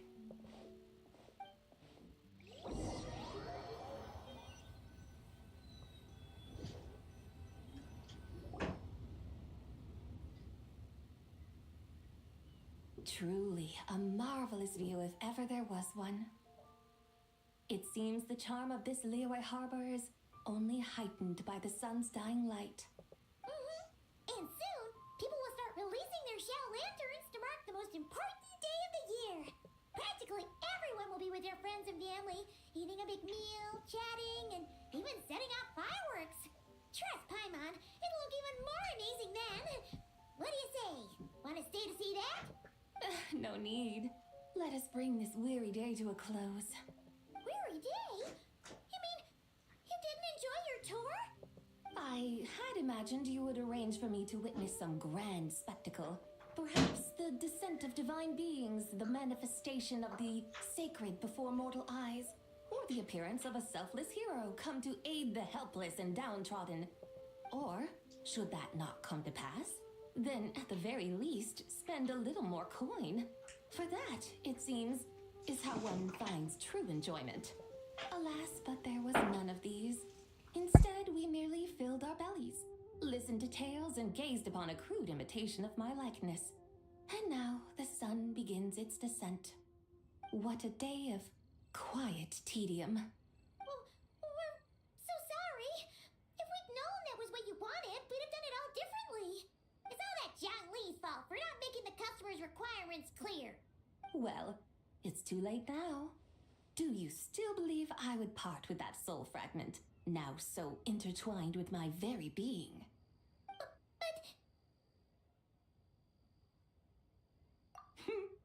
I knew you were the more astute of the pair. Huh? You were just trying to scare Paimon? It seems the realm of the Geo Archon has a way of making one more stony-faced. So, you were just pulling Paimon's leg? Of course. I was merely engaging in a little banter with the two of you. Long ago, I shared tales with various mortals who chanced upon my mountain abode. Never did I imagine that those stories would endure.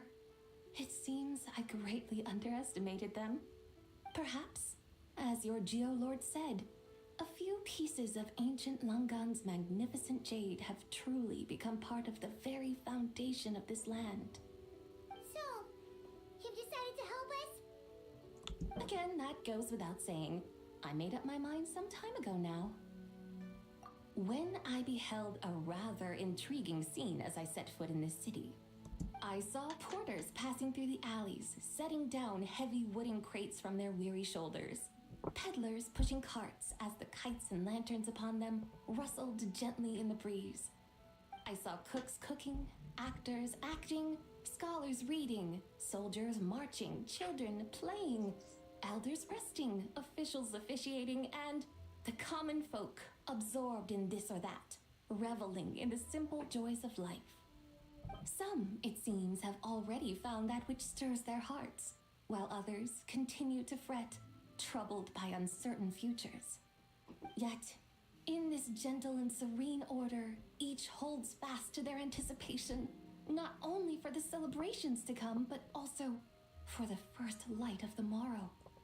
Scenes I once yearned to behold now unfold before me, no longer in Langan, but in Liyue Harbor, thousands of years on. How wondrous is this mortal realm?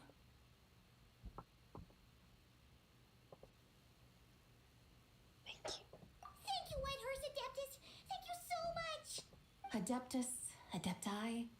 Perhaps the singular art in which we are truly proficient is that of sequestering ourselves within the high mountains. But once we leave our mountain refuge, we find ourselves drawn back to mortal ways all the same. So, it is I who should offer my thanks to the two of you. Traveler, Paimon, you have made this day more delightful than any I've known in a long, long time. Come now, and take what it is you need. You mean, like, right now? But don't you think we should wait for Zhangli? That won't be necessary. All things shall meet again in their time, for the waters know no rest, and the flowers their appointed season. One need not fear that life is but a journey of goodbyes.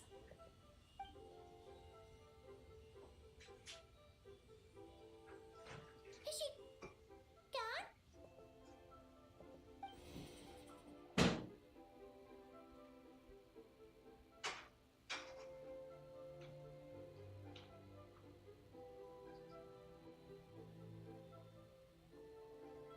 Yes, she's gone. A deadly self is formed from the body's impure vapors, so naturally it cannot survive long in this world. Had it not been sustained by the remnant of Zibai's soul, it would have faded away a long time past. Now that the remnant is gone, it has severed its ties to the mortal world. Zhangli! When did you get here? A while ago. I would have thought you'd at least want to say goodbye. Though mountains endure, the ceaseless waters will, at last, wear away their sharp edges. Thus must I meet the marks wrought upon her by the ruler of time with great caution.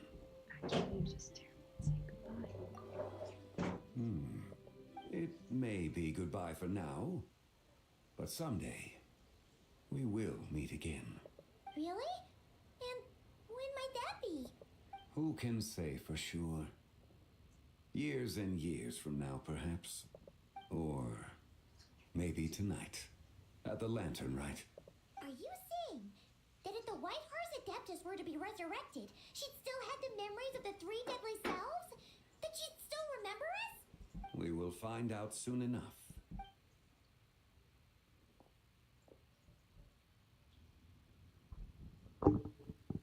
It is time. The rite is about to begin. Boy. The rite is about to begin. Is the moon really gonna disappear? Got your lanterns ready, everyone? All set. Might be about time to put eyes to the sky. Wouldn't you say, Tianchuan? Look!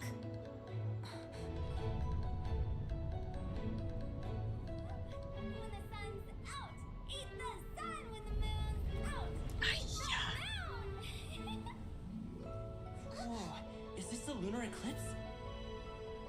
Under moon eternal, in radiant night, a maiden grants silk, soft and light. Under moon iridescent, in night divine, a maiden grants fiber, a cloth For so you. fine.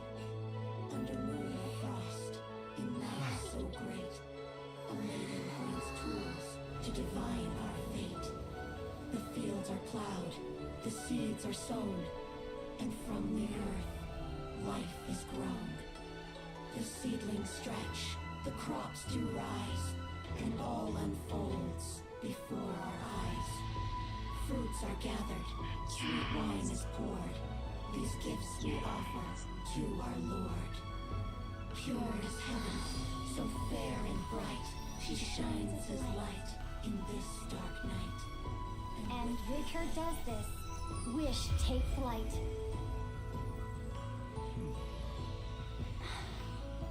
Devoted soul, scattered and unbound.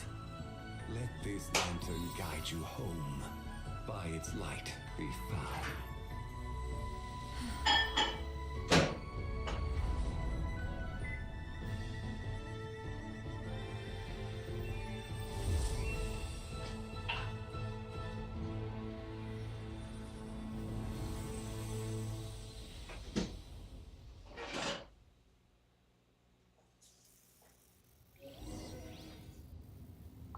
Did we do it?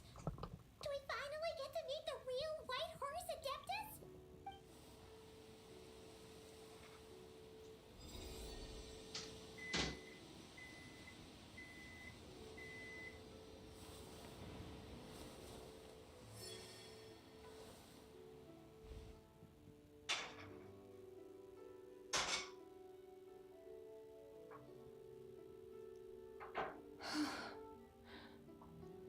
This place. Where am I? A familiar land, now known by the name of Liyue. Liyue? The peaks adorn the clouded moon. Then, who might you be? Oh no! She seems to have lost all her memories after all. And those countless lights in the sky. What are they?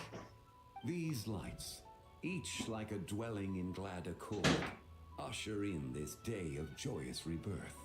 And whose rebirth might that be? That of my old friend, Zibai. Zibai? Yeah, that's you! Don't you remember anything at all? That's... me? Oh, yes. The envoy of the Lunar Palace. My name is Zibai, indeed. Then you must be... the Lord of Geo, Heaven's Star. Many years have passed since we last saw one another. Zibai, my friend, welcome home. Home? But why does this place, this Liyue, feel at once so strange and yet so familiar? Who you are? Who are you?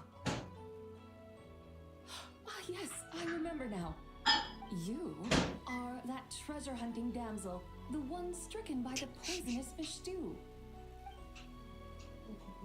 How goes your quest for treasure? You must have achieved both fame and fortune by now, I trust. Hey, you've got it all wrong! You're talking about Lu Shanshan. How many times do we have to tell you? She wasn't poisoned! Sheesh! Hmm? But I could have sworn. Oh, that's right. You're that impudent blonde youngster who kept meddling in my affairs. And to think you even had the audacity to presume yourselves worthy of being... What was it again? Ah, yes, of being my guides. How very wonderful to see you again, my most faithful and beloved guides. I trust all has been well in my absence? Well, she finally got it right. That sudden move felt even weirder. It's like her head's packed full of slime. It is possible that her cells have not yet settled. After all, they've only just been brought back together. It may be some time before she fully recovers. Huh? You mean, kind of like she's still half asleep?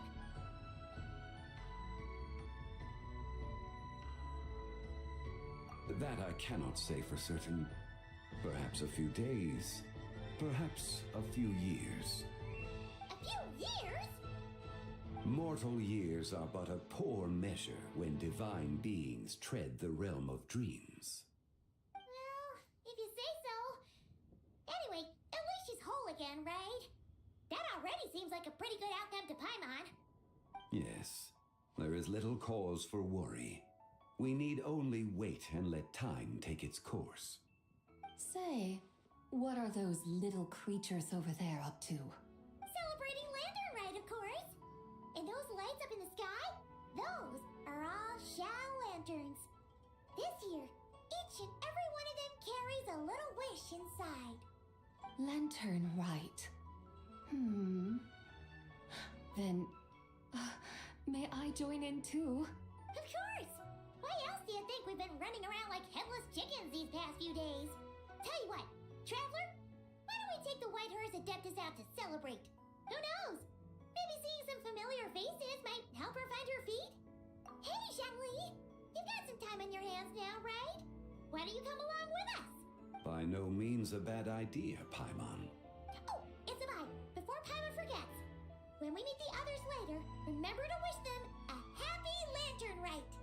Happy, lantern rite? Happy Lantern Rite! Yes, happy lantern rite indeed. Well then, let's go!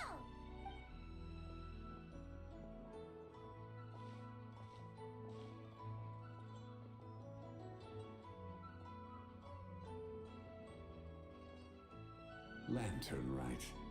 A night of joy, reunion, and moonlit blessings for all.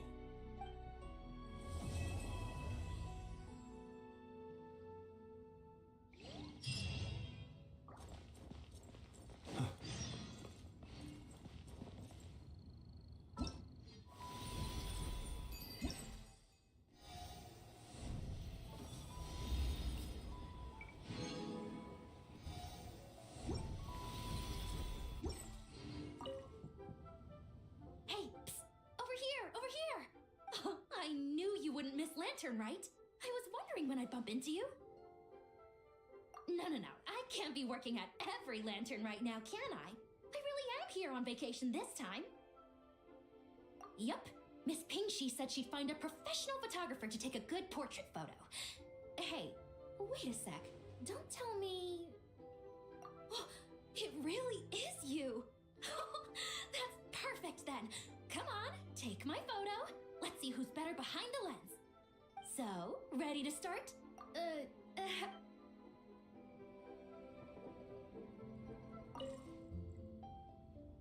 All set? Let's get this show on the road. Alrighty. Can't take a picture without posing for the camera, though. Any suggestions, Traveler?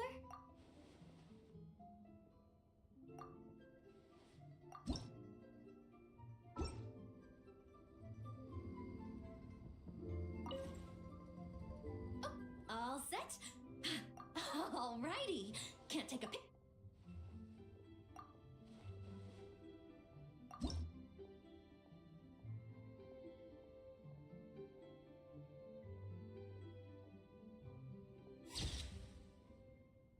There we go. Oh, I didn't want to save that. Done? Did you adjust the lens and check the lighting? Make sure the focal length was properly set?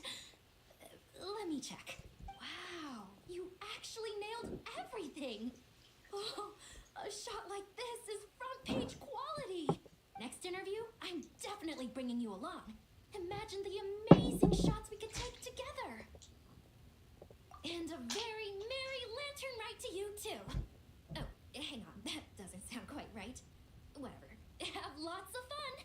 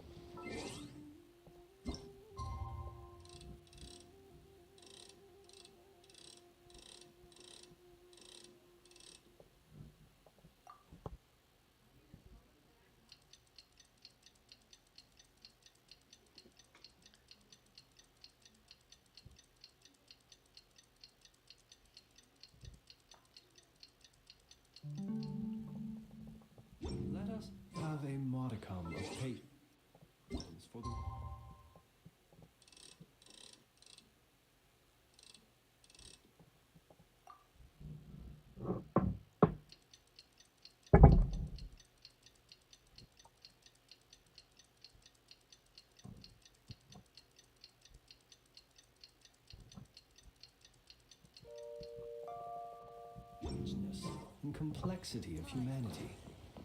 The wanton cruelty of the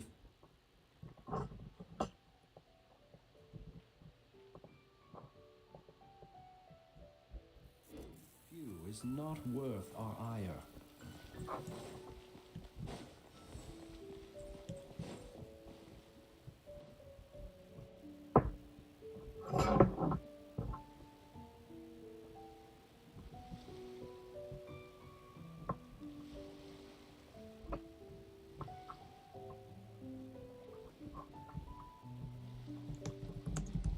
He who wishes to peer into the abyss needs simply to wander through Nodcry on a misty night.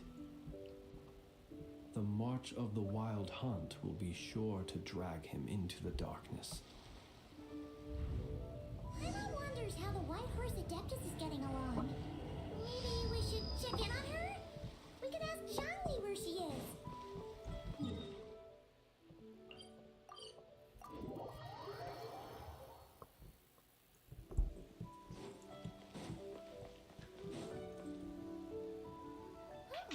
Looks like Zhangli hasn't stopped by for tea today. Hey, are you two looking for your friend? Try going up that way. Is Zhangli up that way? No, but that young lady who was dressed up as the White Horse Adeptus the other day is. She's your friend, right? I just saw her head toward Wanmin Restaurant. I was wondering why she was eating alone. But then you two showed up hot on her heels. Oh, what luck! We were just on our way to find her. But what's she doing at Wanmin Restaurant? I have no idea. I said hello, but she completely ignored me. She couldn't have forgotten who I am, right? I mean, we're kindred spirits, aren't we? Maybe she's still half asleep, but her brain might be a little fuzzy. Oh, that makes sense. I was wondering why her eyes were so red. Her eyes were red? Oh, that doesn't sound good.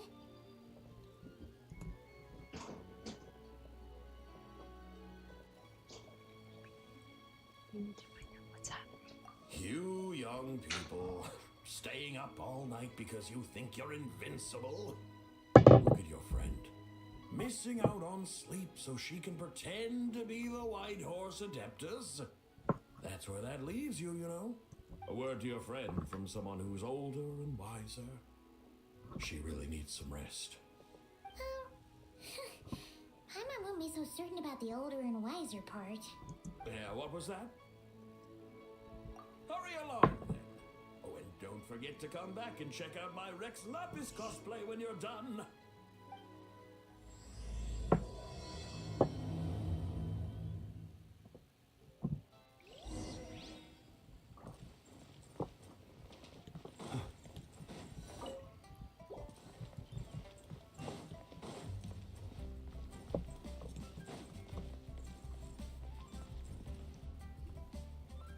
Where's the proprietor?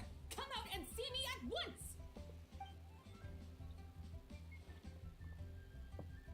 Xiangling and Chef Mao aren't here right now.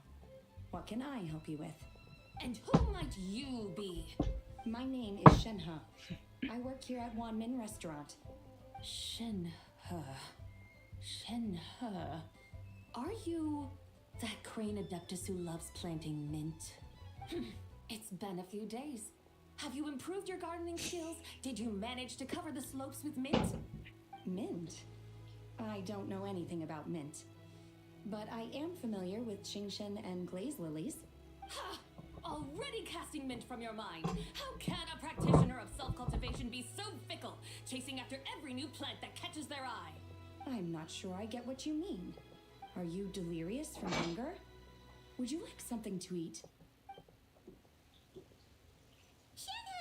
White Horse Zabai! So this is where everyone is! Traveler, Paimon. It's been a long time. Happy Lantern Rite. Happy Lantern Rite, Shenhe. Is this customer a friend of yours? I guess you could say that. Don't mind her, Shenhe. She's just a little cranky because, she didn't sleep well last night and she's only just woken up. Look how red her eyes are. Pretty I red. see. In that case, Miss Zabai, I have a tonic here infused with Shingshin. It's cool and soothing when applied to the eyes. Would you like to try a few drops? Stop right there! Who are you two noisy children? Hey, have you forgotten about us already? We're your guides. Guides. Yes, I seem to recall something about some guides. Ah, yes, now I remember. What luck! I was just looking for someone to show me the way to Elong Wharf. Huh. Is she starting to come around? Someone requested my help in purchasing some tea leaves. I was informed they have discounted prices during the festival and that I shall get a good deal there. Tea leaves? This sounds like Zhongli's doing. He sure knows how to get people running errands for him.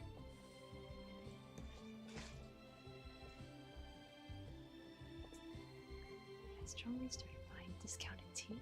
Your friend Rex Zhongli initially requested the most expensive tea, but then a young lady in a hexagram hat mentioned he'd burned through the Wangsheng funeral parlor's yearly expenses at an exhibition a few days ago. As such, he is only permitted to buy items that are discounted this month. Oh, that's his boss, Hu Tao. It's about time she realized the problem and put a stop to his spending sprees. Oh, I see. So that's why you're here. Unfortunately, Wanmin Restaurant doesn't sell tea leaves. If you're truly in need, I could gather some wild tea from the mountain slopes. You don't sell tea leaves? But I remember your boss, Miss Lu, saying that she owns tea fields. You really should get some rest. The person you're talking about isn't the boss of Wanmin Restaurant. She's just like you. She came here to eat. Is that so? Life really is full of surprises. What surprises? Your brain really is as gooey as a pack of slimes. Paimon can't believe Zhongli entrusted you with going all the way to Yilong Wharf and buying tea. Why don't we show you the way to Yilong Wharf? That would be excellent, my dutiful guides. Yes, Miss Crane. I apologize profusely for my improper behavior just now. Please forgive me. I completely understand. Master often says that the human body is like a mechanism in need of regular maintenance. When a person cannot rest at night, they are sure to become irritable and on edge.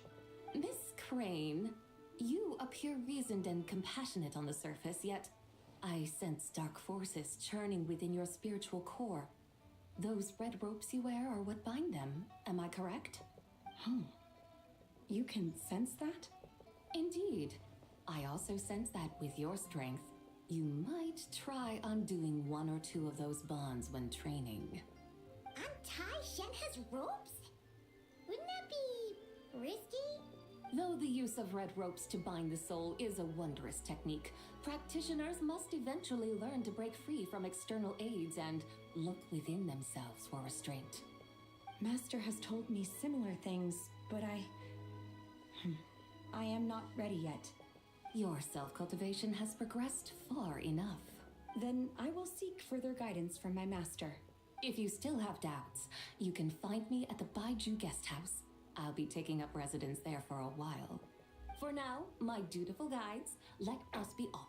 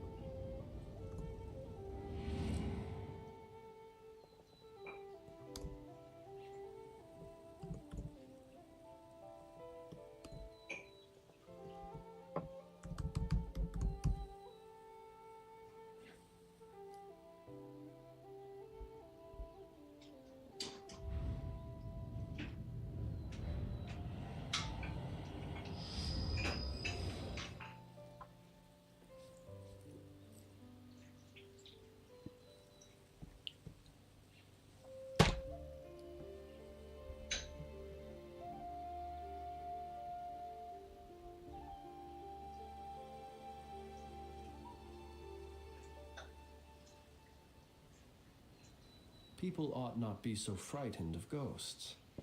They are merely talking shadows, chattering away endlessly about their past affairs.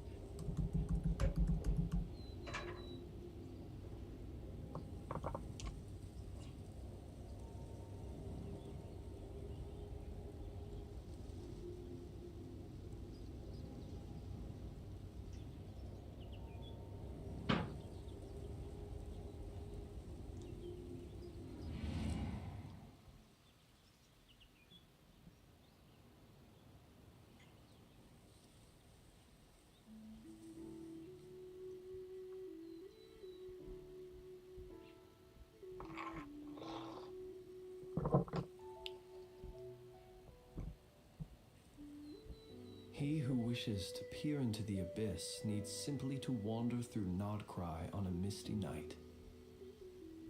The march of the wild hunt will be sure to drag him into the darkness.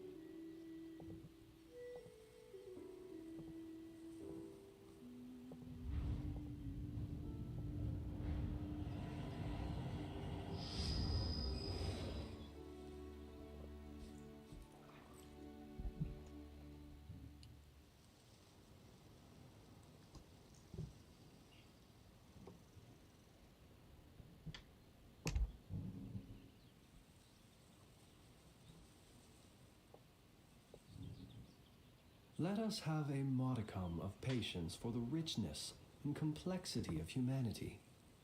The wanton cruelty of the few is not worth our ire.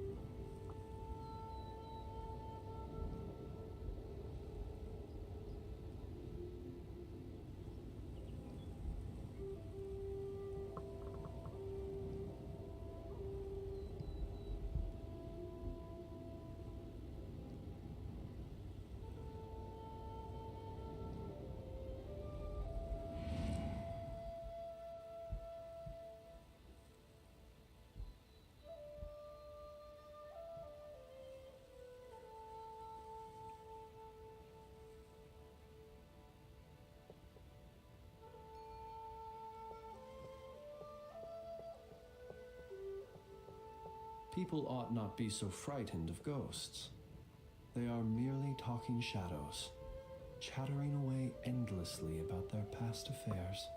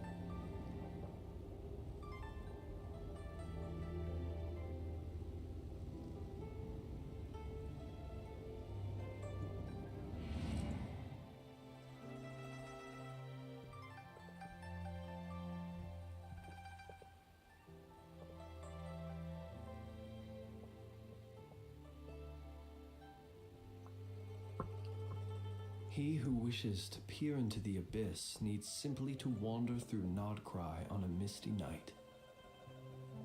The march of the wild hunt will be sure to drag him into the darkness.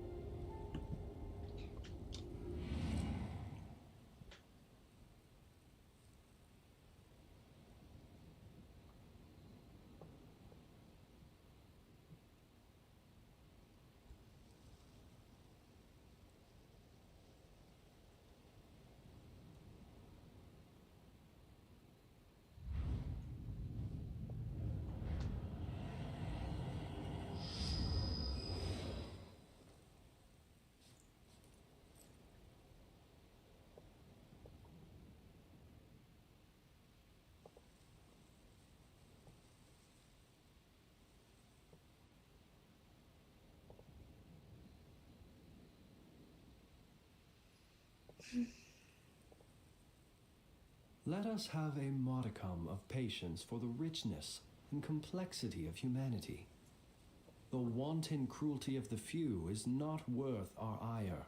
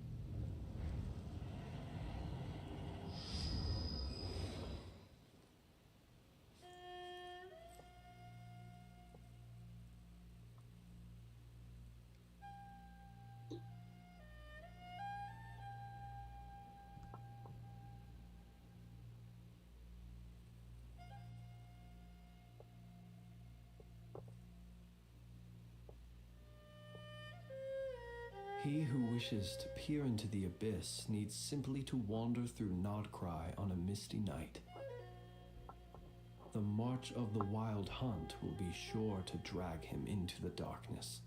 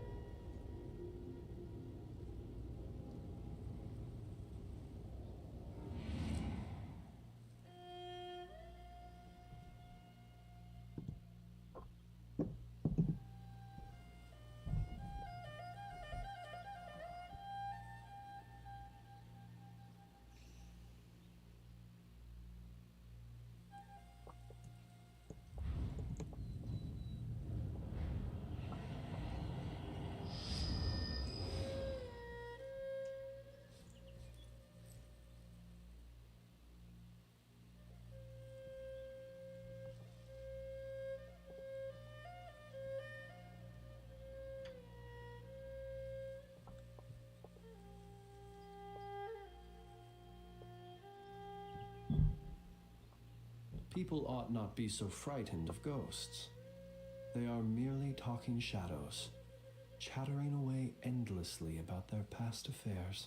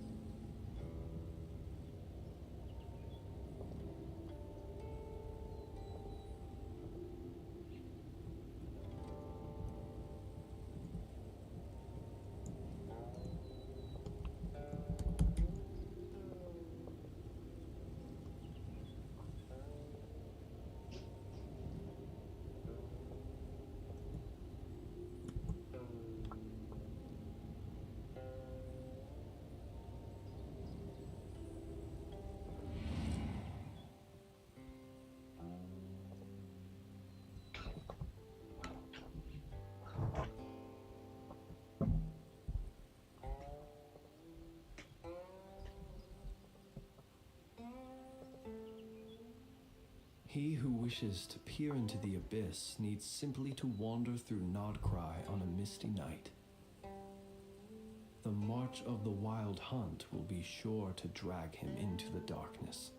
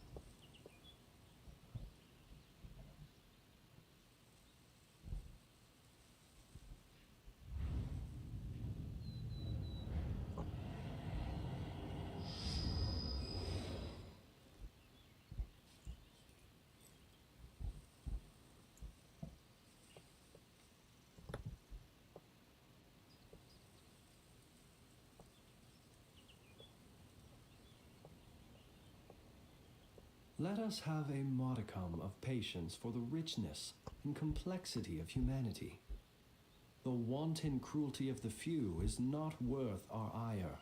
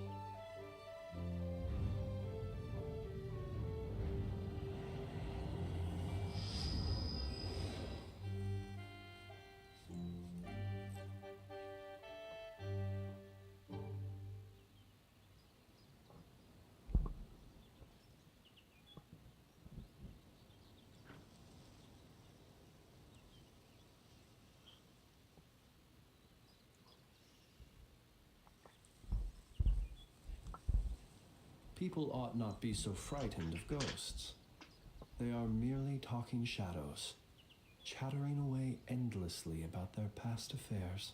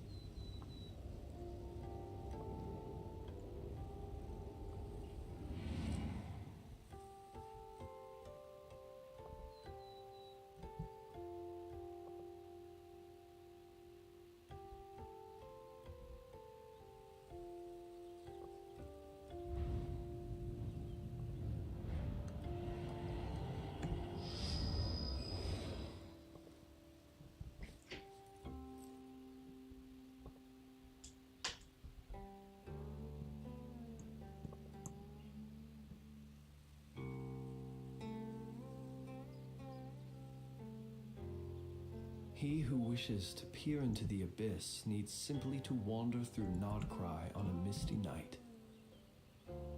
The march of the wild hunt will be sure to drag him into the darkness.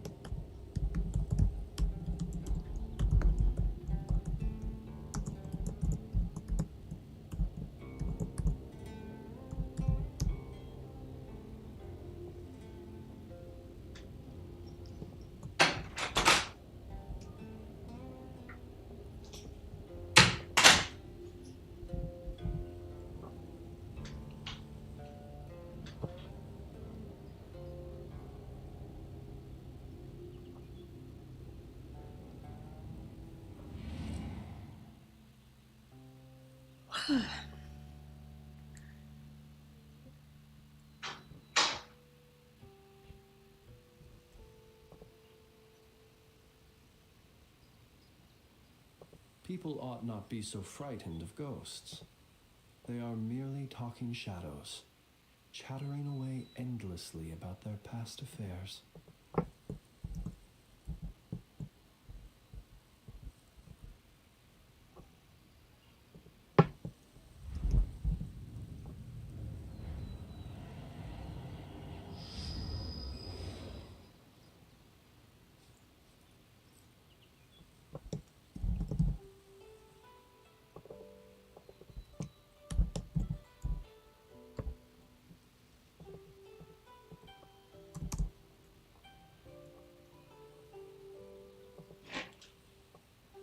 He who wishes to peer into the abyss needs simply to wander through Nodcry on a misty night.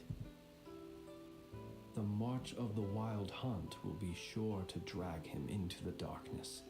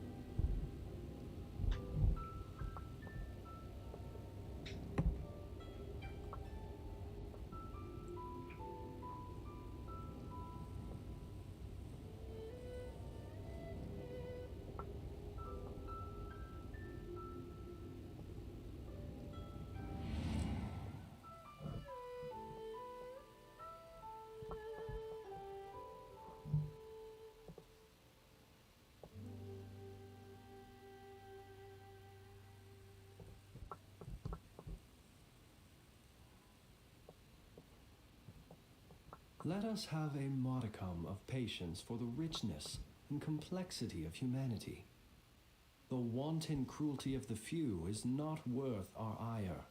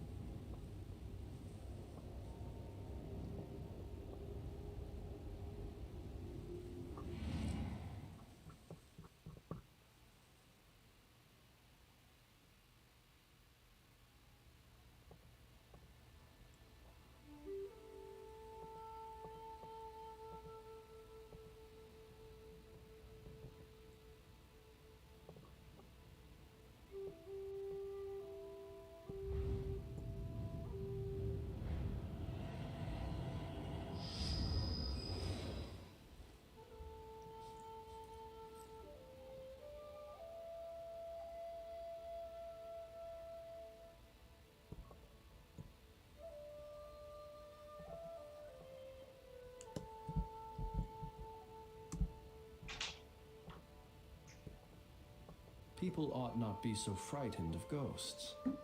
They are merely talking shadows, chattering away endlessly about their past affairs.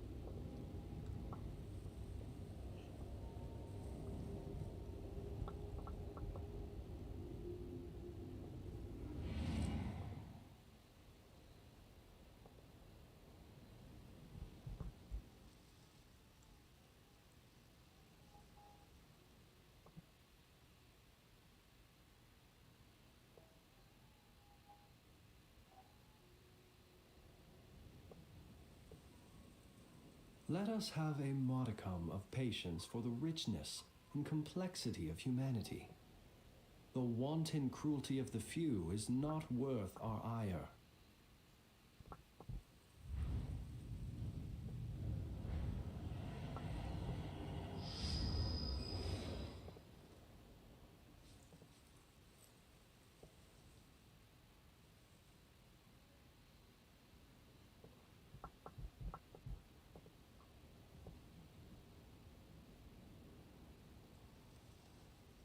He who wishes to peer into the abyss needs simply to wander through Nodcry on a misty night.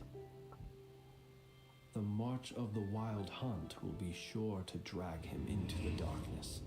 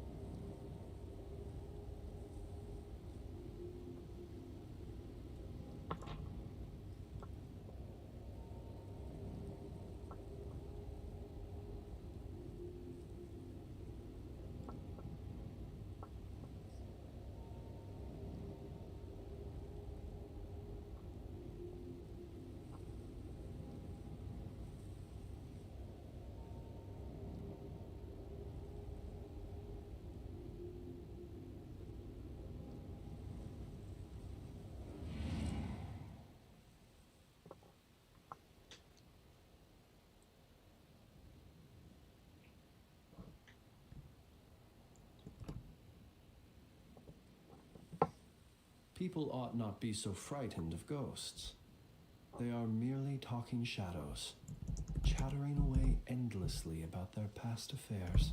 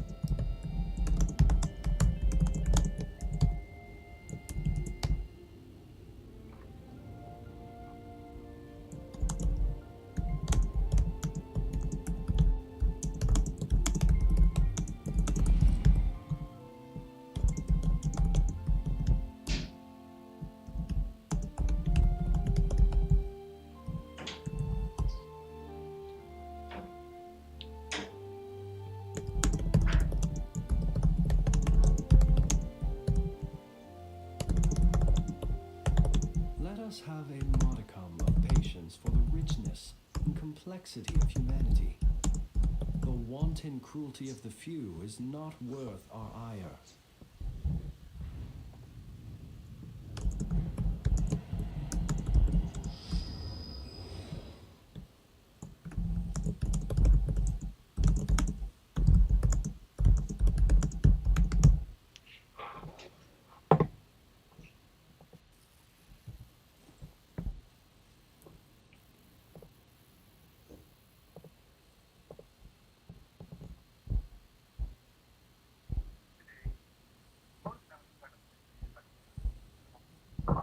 He who wishes to peer into the abyss needs simply to wander through Nodcry on a misty night.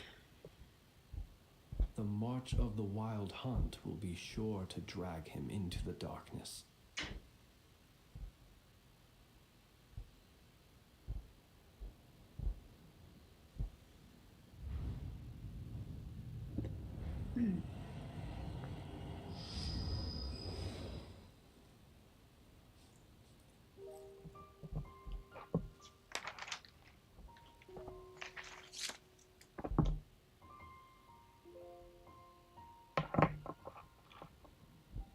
Let us have a modicum of patience for the richness and complexity of humanity.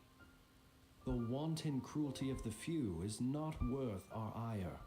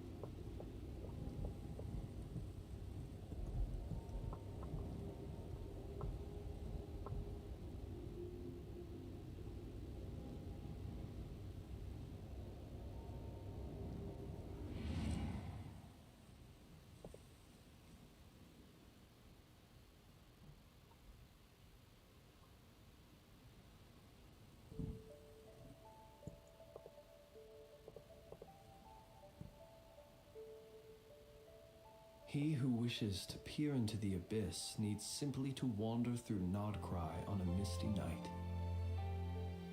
The march of the wild hunt will be sure to drag him into the darkness.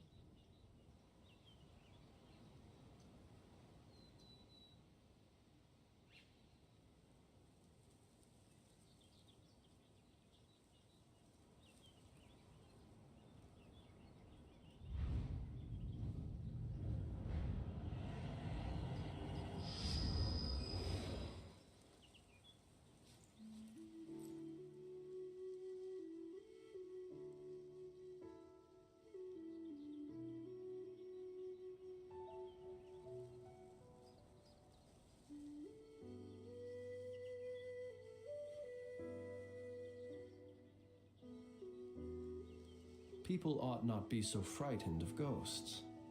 They are merely talking shadows, chattering away endlessly about their past affairs.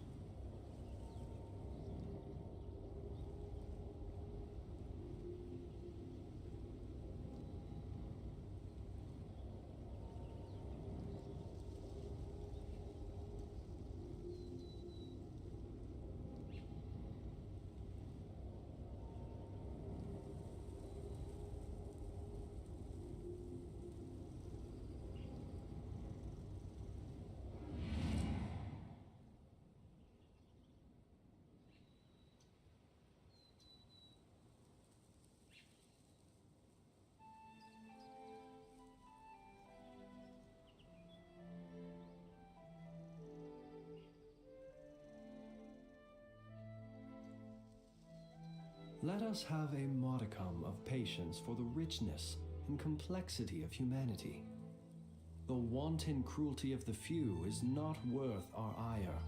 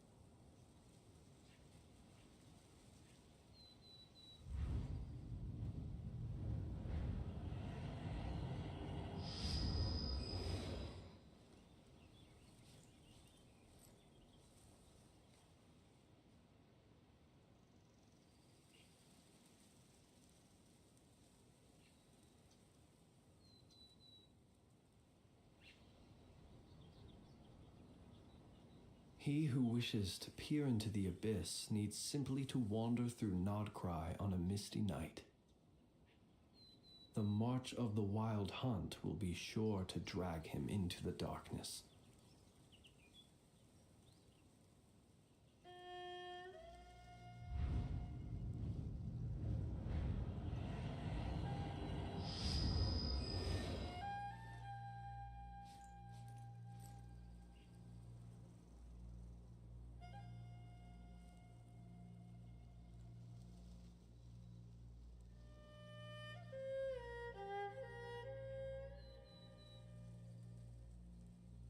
Let us have a modicum of patience for the richness and complexity of humanity.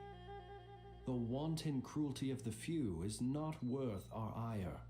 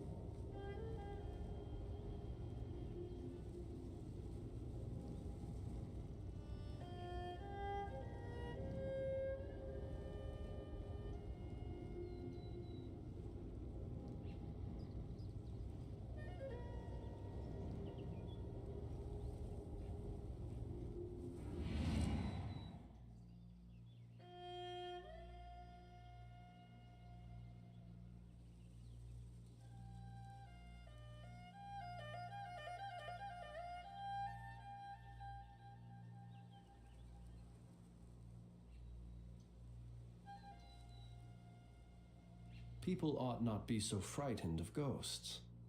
They are merely talking shadows, chattering away endlessly about their past affairs.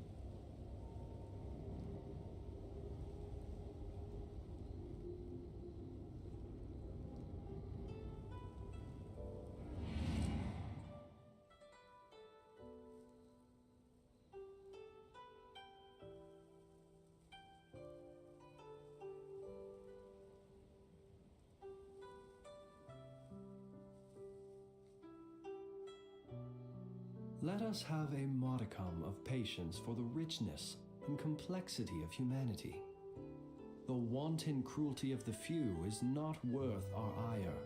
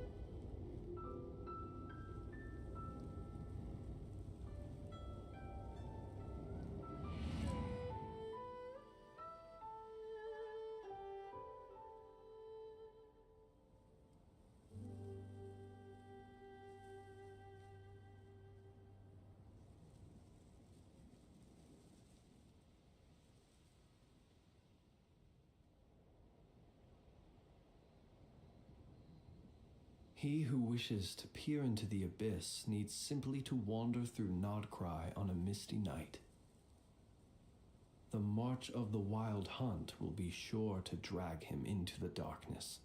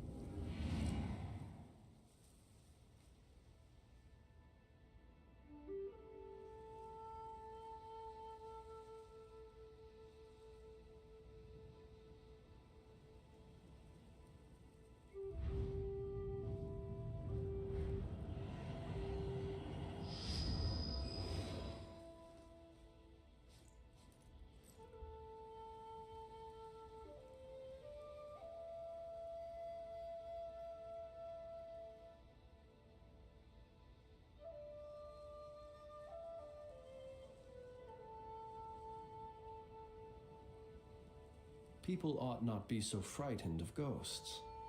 They are merely talking shadows, chattering away endlessly about their past affairs.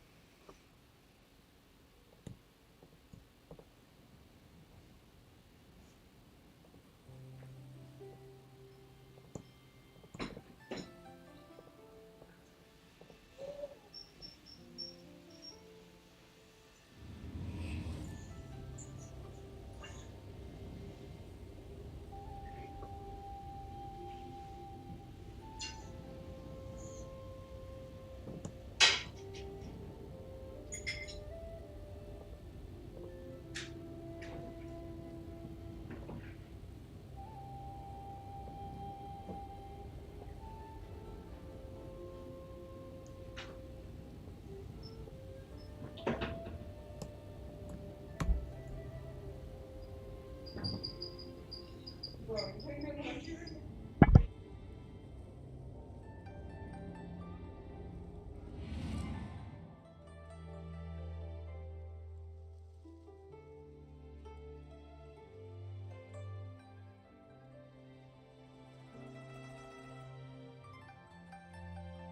us have a modicum of patience for the richness and complexity of humanity.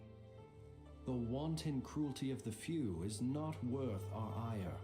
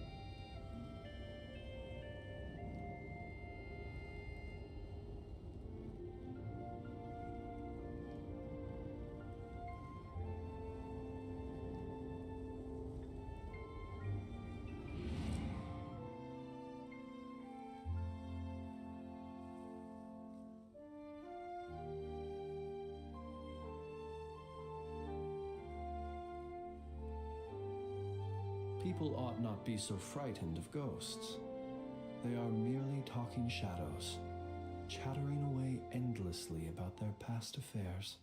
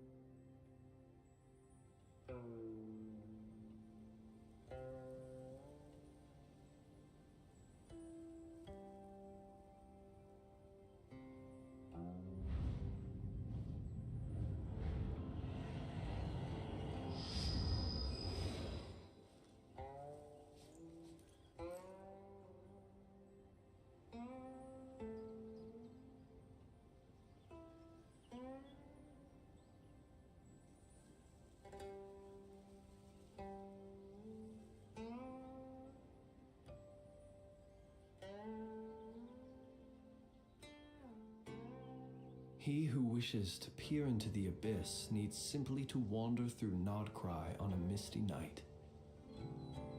The march of the wild hunt will be sure to drag him into the darkness.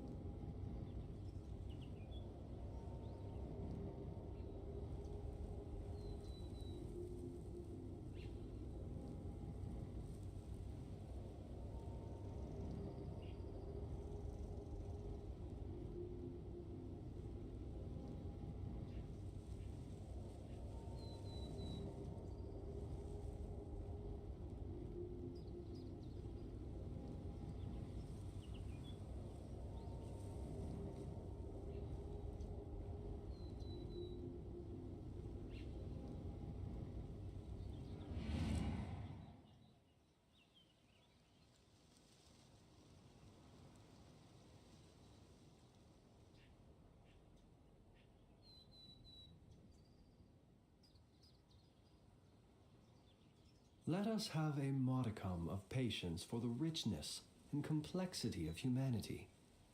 The wanton cruelty of the few is not worth our ire.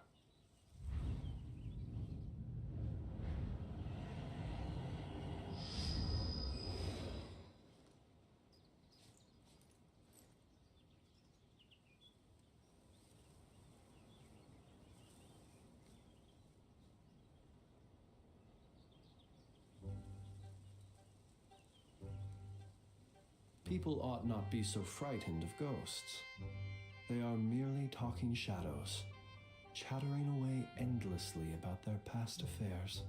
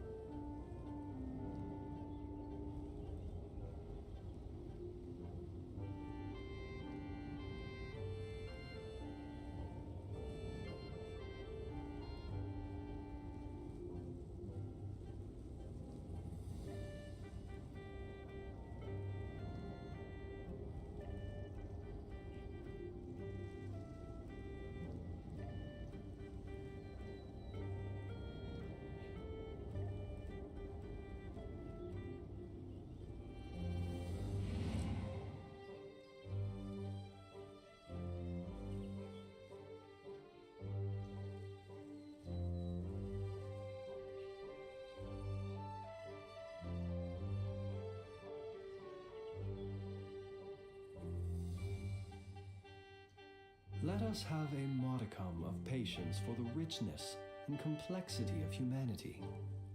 The wanton cruelty of the few is not worth our ire.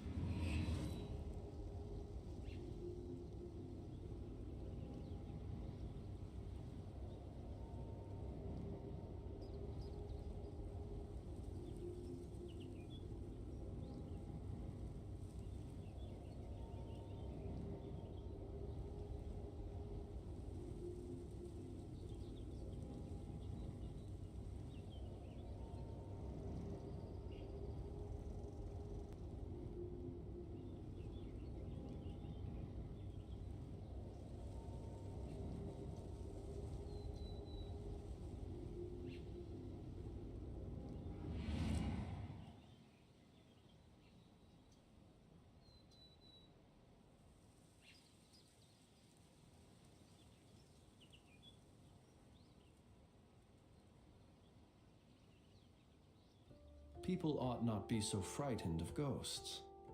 They are merely talking shadows, chattering away endlessly about their past affairs.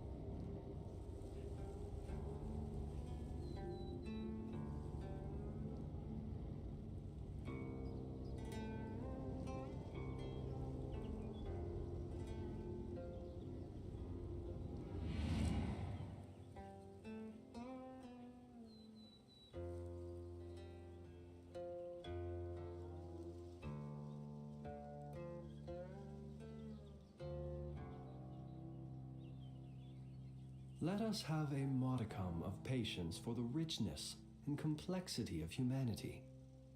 The wanton cruelty of the few is not worth our ire.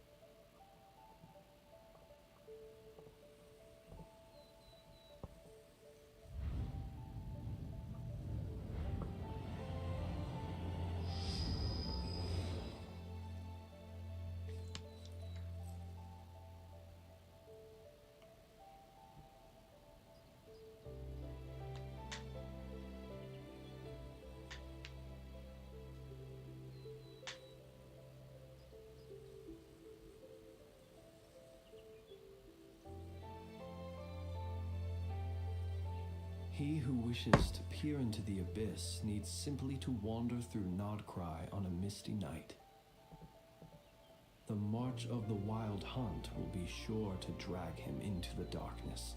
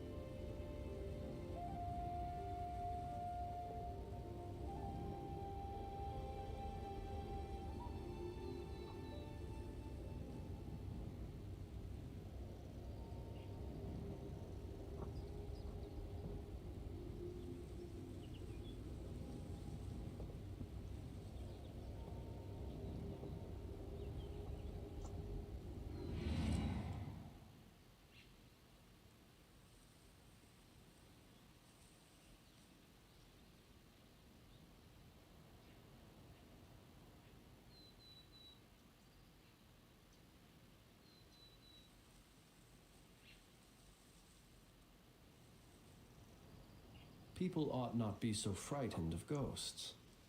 They are merely talking shadows, chattering away endlessly about their past affairs.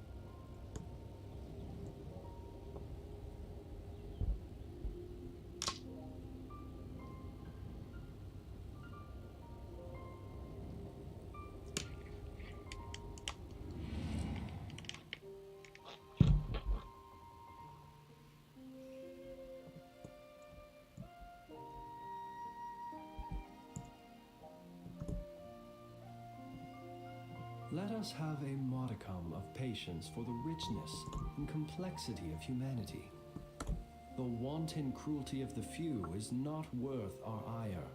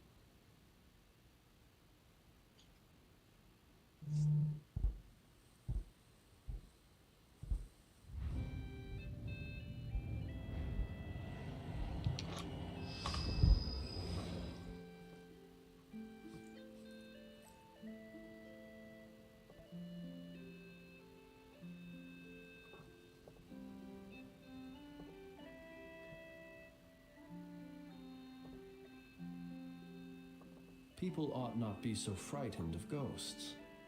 They are merely talking shadows, chattering away endlessly about their past affairs.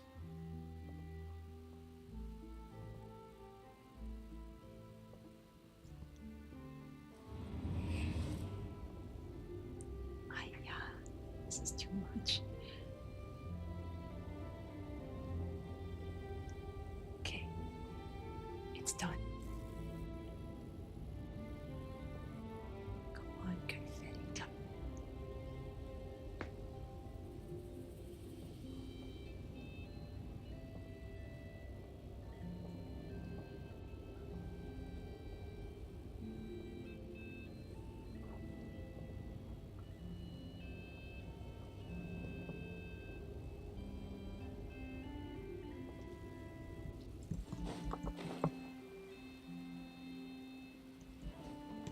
Okay, continuing the story.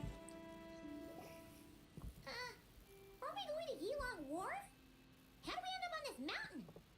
Is that small town over there not Elong Wharf? I sense a familiar scent wafting through the air. You're right. Except for the smell part. Paimon doesn't smell anything. That is because this scent is the essence of jade, which can nourish the spirit. Oh, yeah. Shenyu Vale does have a lot of jade, but Paimon didn't think jade smelled like, anything. Naturally, this has reminded me of something. Hmm? And what's that? A few simple tricks for mastering one's power.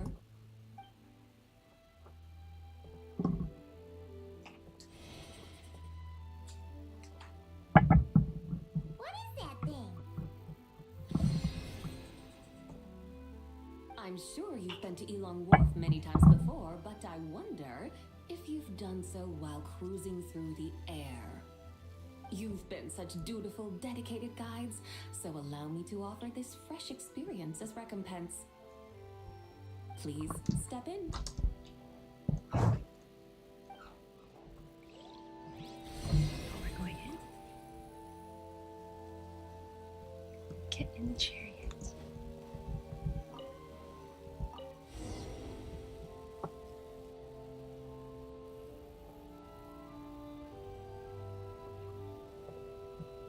This is amazing! Paimon feels just like an adeptus flying through the sky. What is this thing?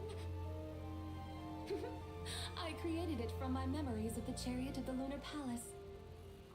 Many years have passed since I last laid eyes upon it, so there may be some discrepancies. Nonetheless, it is functionally much the same. A lunar chariot? Wow! Paimon never imagined she'd get to ride in one.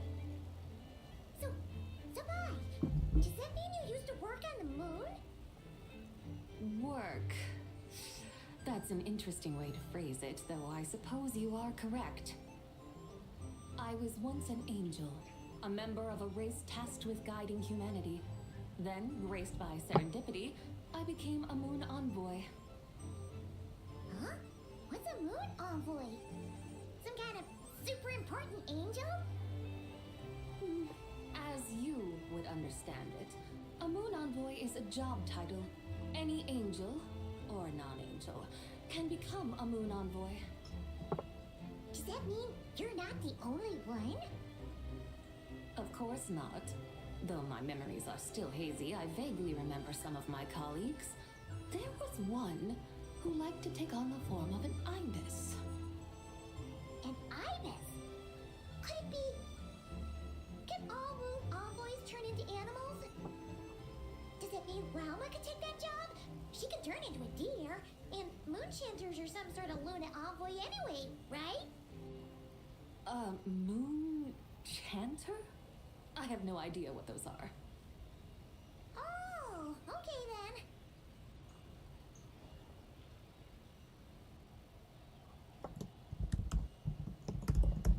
Look!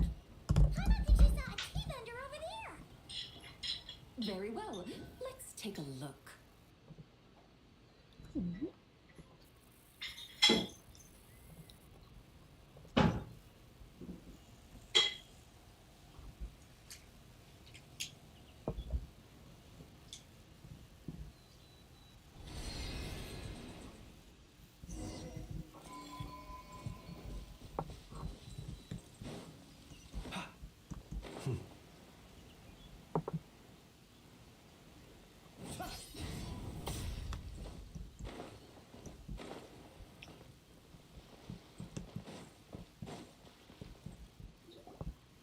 Welcome, please have a look around.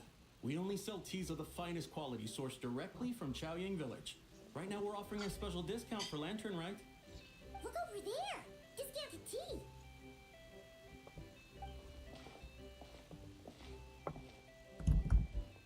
Dear customers, are you looking to purchase some tea leaves? I can see from your bearing that you are no ordinary customers. My humble shop has some exquisite teas that should satisfy your more refined tastes. We're not here for quality. We're looking for a discount. A discount? Well, that's a coincidence. Our Sungla tea is on sale right now. A special festive offer.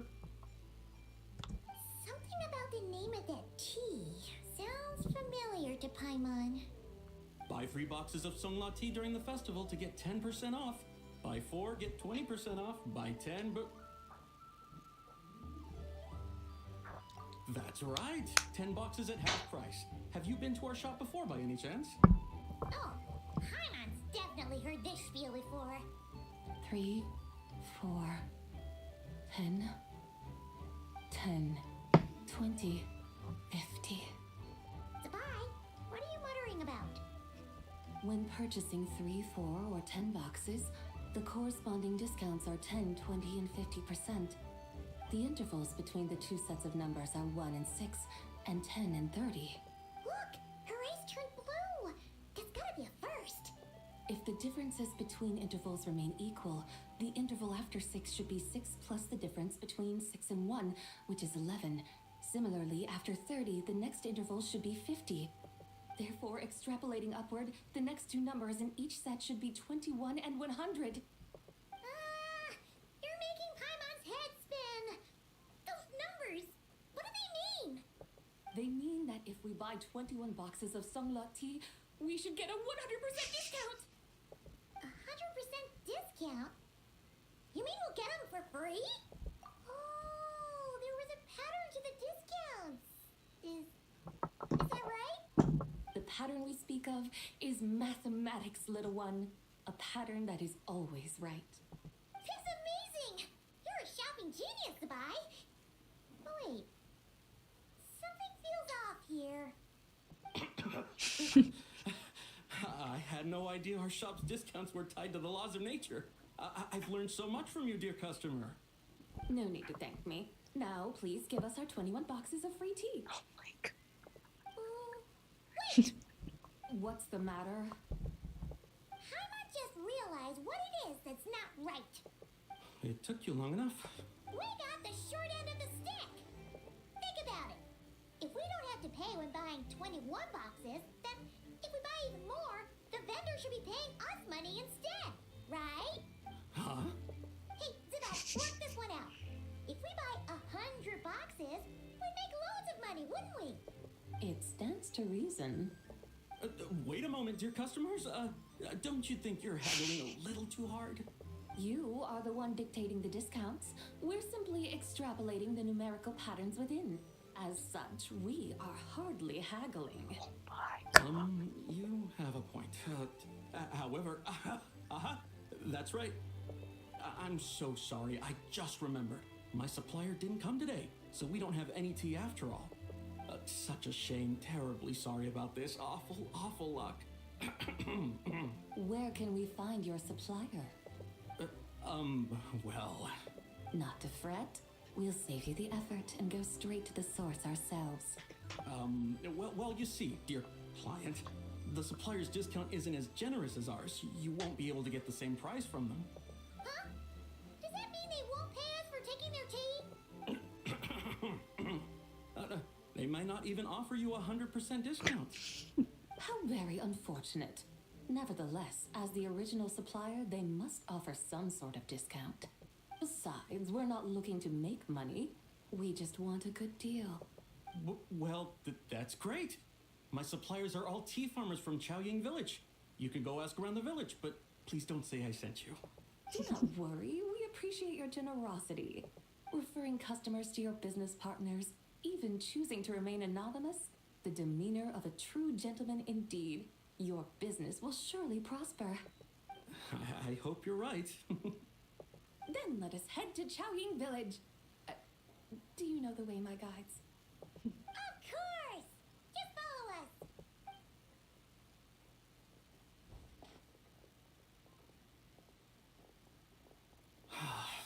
What otherworldly beings were those? Thank the heavens I managed to send them on their way. I should hurry home and pray to the White Horse Adeptus. May she bless me such that I never encounter such customers again.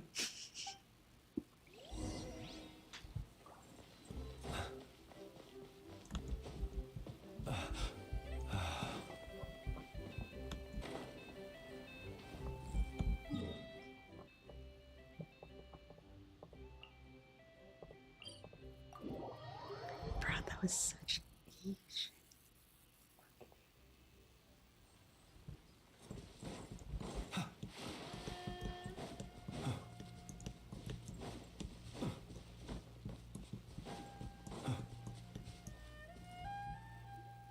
Here we are! Xiaoying Village! The mountains and waters are pristine. They embody the beauty of heaven and earth. It's a good-looking place, all right.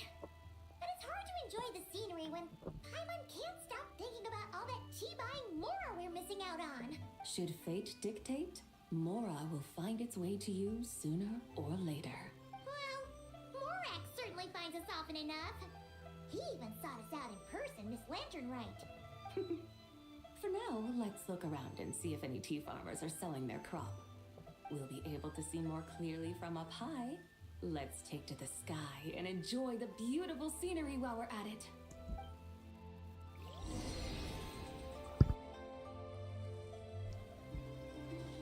We're going up here again. Let's see.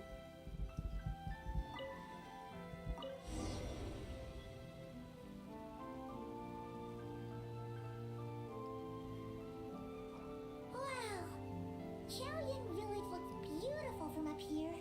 Oh shoot, I missed one of those. Indeed. The houses here are quite different from those in Liyue Harbor. They follow the natural contours of the mountains, forming unique, elegant structures. Yeah, it's super beautiful. The white walls and dark tiles frame the emerald waves of the terraced fields, while the curved eaves and tall gateways juxtapose each other with grace. It's almost too beautiful to be true. The crowing of roosters and barking of dogs, the calls of farmers working the fields, a vibrant pastoral chorus overflowing with earthly vitality. Yeah, it's incredibly beautiful, huh? Have you studied the linguistic arts by some chance? Huh? Your vocabulary for beauty seems rather constrained. Paimon knows how to say pretty as well. I see. Now then, let's take a look around and see if we can find any farmers selling tea. Oh no.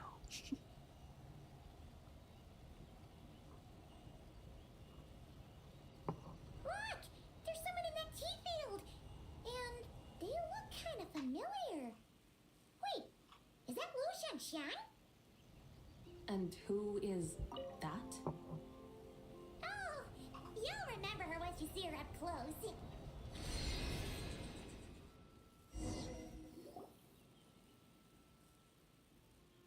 Hey there, Lu Shanshan!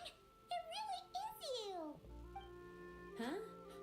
Paimon, Traveler, and White Horse Adeptus. Fancy seeing you here. The White Horse Adeptus has a name now. You can call her Zabai. And you are... Wait. I remember now, you're... Don't say anything about food poisoning or fish. You're the young lady who wanted to rise above the rest, are you not? Yes, that's me, but I'm in a bit of a state right now. At best, I can say I've fallen below them.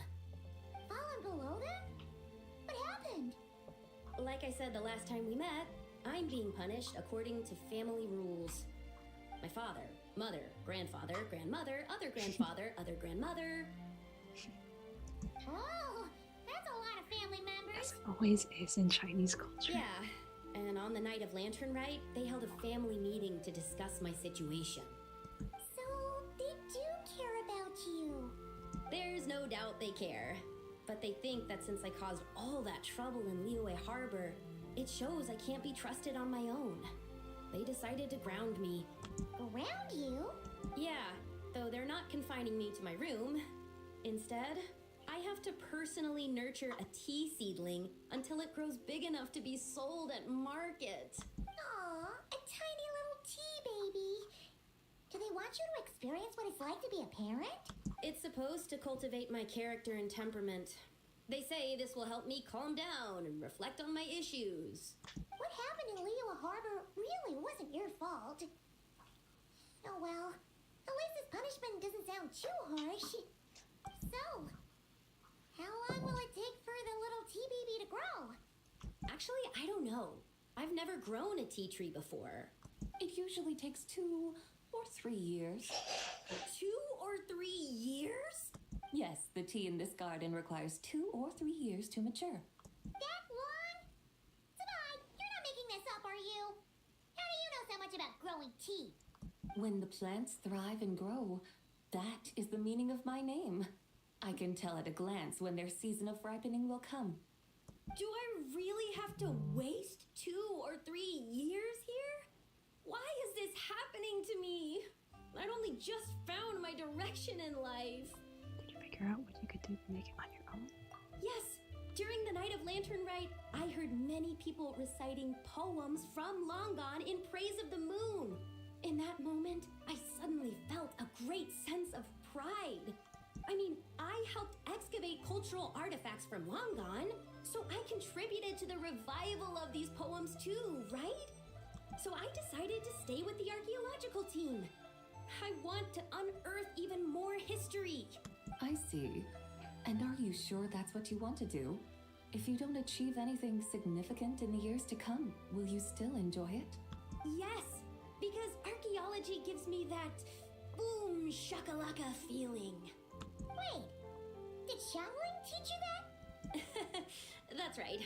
I was asking her for advice. She said that if something gives you that boom shakalaka feeling, then it has to be worth pursuing. I immediately thought about how when I'm excavating in the ruins, I always feel like there's a ghost standing beside me, and not in a spooky way. It feels like my great-great-great-great-great-grandmother patting me on the shoulder and saying, "Keep going. You're about to rediscover some grand ancestral knowledge." That certainly sounds like a boom shakalaka sort of feeling. Right? It feels like I've made some kind of connection with my ancestors. Isn't that amazing? Since you've made up your mind, you should give it your all. And I'd love to, but I'm still grounded. Run away, summon up a little boom shakalaka, and leave the tea garden behind. Flee this village. That might be going a bit far. You don't want to lead others astray, Sabai. Maybe you should try negotiating with your family. Yeah! Tell them about your great-great-great-great-great-grandmother.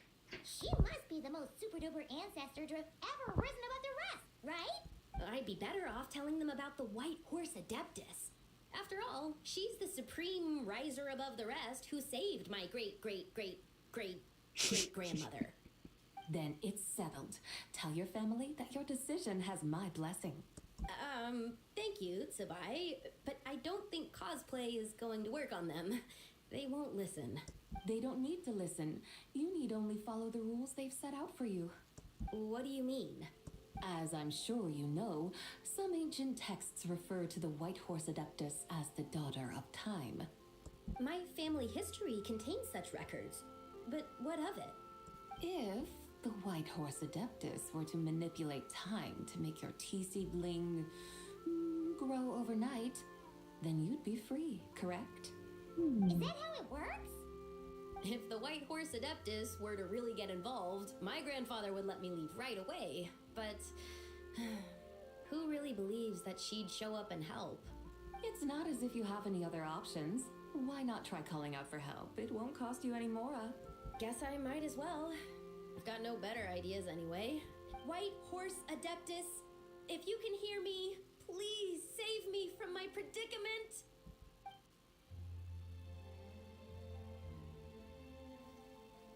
Ugh. Nothing happened, as expected. Perhaps the White Horse Adeptus has already heard your prayer. Why not come back here tomorrow and take a look? By then, the seedling you planted may well have grown into a thriving tea tree. Thank you, Zabai, for trying to comfort me. I do feel better now, kinda. But can't you really do something like that? I'm curious to find out. Oh, it's getting late. Why don't you all stay at my house tonight? My family may be strict with me, but they're always welcoming to guests. That sounds great! Let's get some sleep and then come back here tomorrow to see if our tea baby has grown. Follow the young lady and settle in for the night at the new family residence at Chaoying Village. You enjoy a quiet night's sleep, and in the morning you return together to the tea garden. An incredible sight awaits you. Oh, the tea tree! Whoa! Your tea baby is all grown up! Indeed, it has grown into a mature tea tree that can stand tall in the face of wind and rain. How is this possible? It must be the work of the White Horse Adeptus. Her prayer must have moved her. Are you sure? Perhaps she heard your prayer and chose to answer the call. She once saved my great-great-great-great-grandmother. This time, she saved me. That's incredible! Your family must be blessed by the White Horse Adeptus. I guess so. I need to tell everyone the news right away. They should unground you now, right? They'd better. Since this is the will of the White Horse Adeptus, I don't see how they could object. Go, and if you run into any more trouble, call out to the White Horse Adeptus just like yesterday. Thank you so much. Paimon really thought you were going to use Adeptal energy to make the tea baby grow, Zabai. When an Adeptus exerts effort, consuming their energy, is that not using Adeptal energy?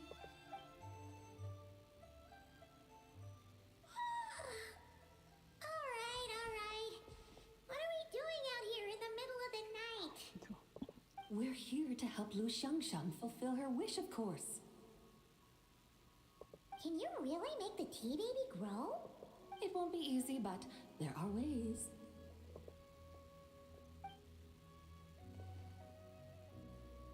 No. There, it's grown. No. Hey! You just transplanted a tea tree from over there! So, there's a mature tea tree here now, yes? Oh, yeah, but... And am I not the White Horse Adeptus? Well, yeah. Is this tea tree then not a manifestation of the White Horse Adeptus's will? You're not wrong. But again, there's something not quite right about this. Maybe this will become another mystical Adepti tale recorded in their family history. That would be marvelous. Paimon thinks so too. Hey, Traveler. Zabai seems to be doing much better now, don't you think? Maybe being outside is good for her. Oh! Paimon bets that's why Zhangli chose to send her on this errand. Why don't we continue showing her around RITE? That's a great idea! We've already shown her Liyue Harbor, Yuan Wharf, and Chaoying Village. How about we head to Qingce Village next? Qingce. That name sounds familiar. The scenery there is really beautiful. Pretty, too. It's the perfect sightseeing spot. How about we show you around? I must say, I have been mightily impressed by the mountains and waters of Liyue. Please lead the way, my dutiful guides. Alright, let's go!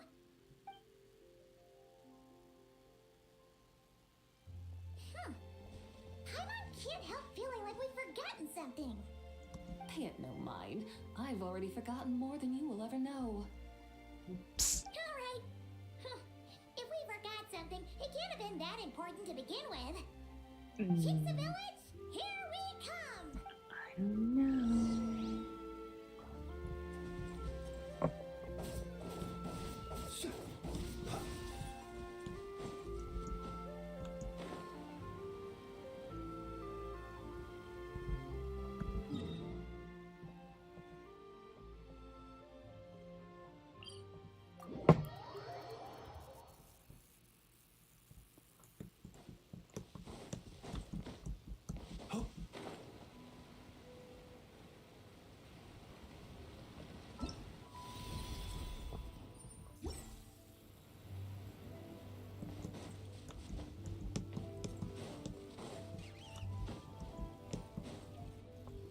no, this is the plant part. cucumbers. Oh no. We should plant canolas.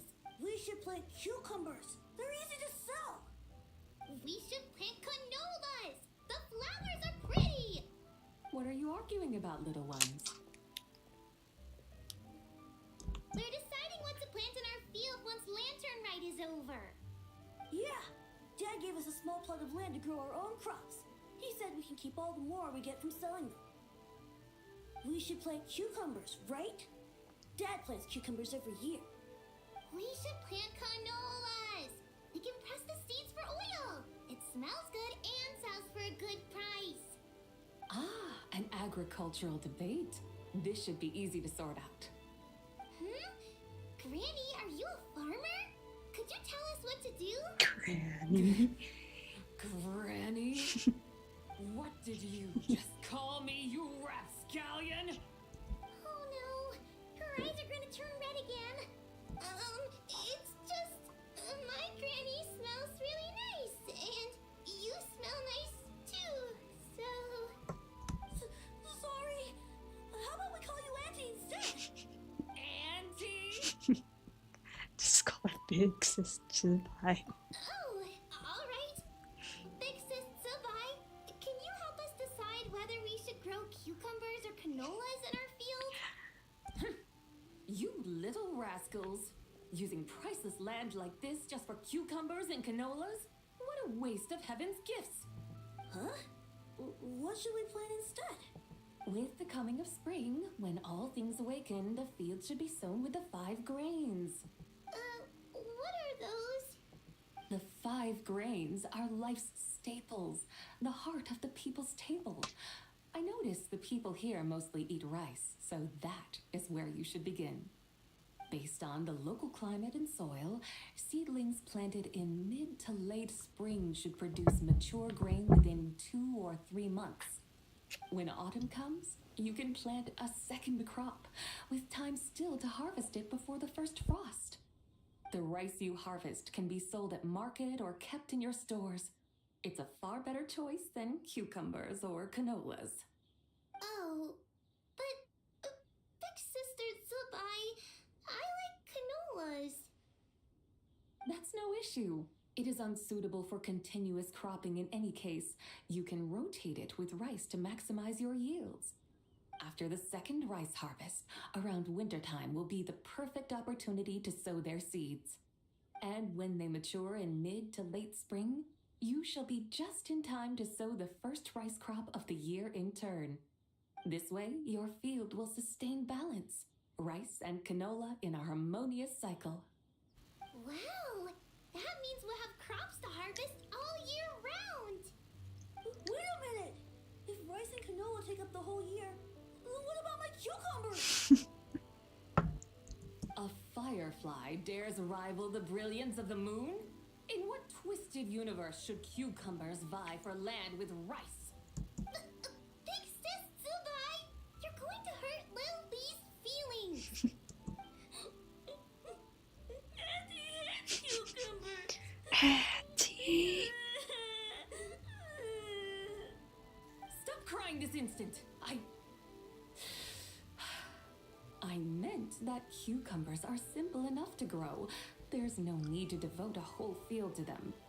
Just find an empty corner of your yard, scatter some cucumber seeds in the earth, and before you know it, you'll have a thriving patch of vines. Cucumbers delight in sunlight and moisture, but they suffer in cold weather. If you wish to plant them this early in the year, you should make sure they're protected from frost. Wow. Is it really that simple? Let's hurry home and get started right away. Are you really in that much of a rush? Well, thanks, Big Sis Zubai, who's fierce but really good at farming. We gotta go. Thanks, Big Sis Zubai.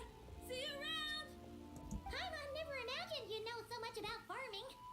What's so strange about that? The people of Long Gone call you the god of soil and grain. Are the fields not made of soil? Is rice not one of the 5 grains? Huh, that's true. So, if the god of soil and grain is a farming god, that means the White Horse Adeptus must be a farming adeptus, right? When you put it like that, Senpai, it suddenly seems very down to earth. Of course, the god of farming is down to earth. Mind your tongue, impertinent child. How dare you diminish the lofty bearing of an adeptus? Hey! You're the one who said the god of soil and grain is all about farming. Enough! It's time for us to take to the skies once more. Join me now.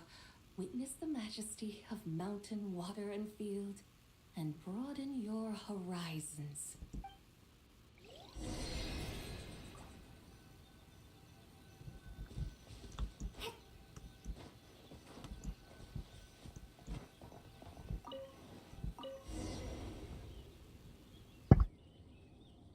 Wow! The terraces look so pretty from up here. The mountains tower like pagodas, the hills coiling at their feet like shells.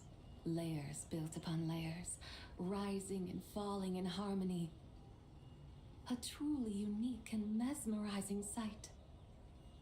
Thinking about it, you have a special connection to this place, you know. A special connection? Yeah! There's a local legend about a white horse leaping from a pure spring to follow Rex Lapis into battle. Don't you remember? He must have been living in seclusion around here. That does sound somewhat familiar. Oh, and if we keep going up this way, we'll reach a super duper spooky spot. You might have a connection to that place too. There's an ancient array that seals away the remains of a fallen god. A god's remains? Yeah! The people of Liyue turned that story into an opera called The Sanctification of Tao Do. Does that ring any bells? Tao Do. Huh. The 7 and 8 gates array. That's right, that's right! You do remember! Boone, the god of the underworld, who could pacify the forces of life and death. Who? Huh? So, Tao Do had another name? Let's go take a look.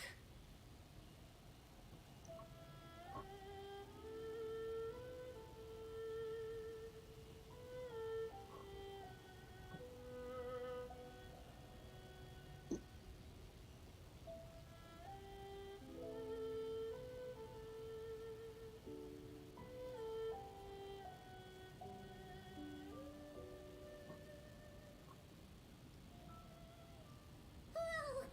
We've arrived at Wulwang Hill. The atmosphere just turned spooky. I can't help but feel there's something strange about this friend you haven't seen in ages. Huh? Paimon thought she heard someone's voice.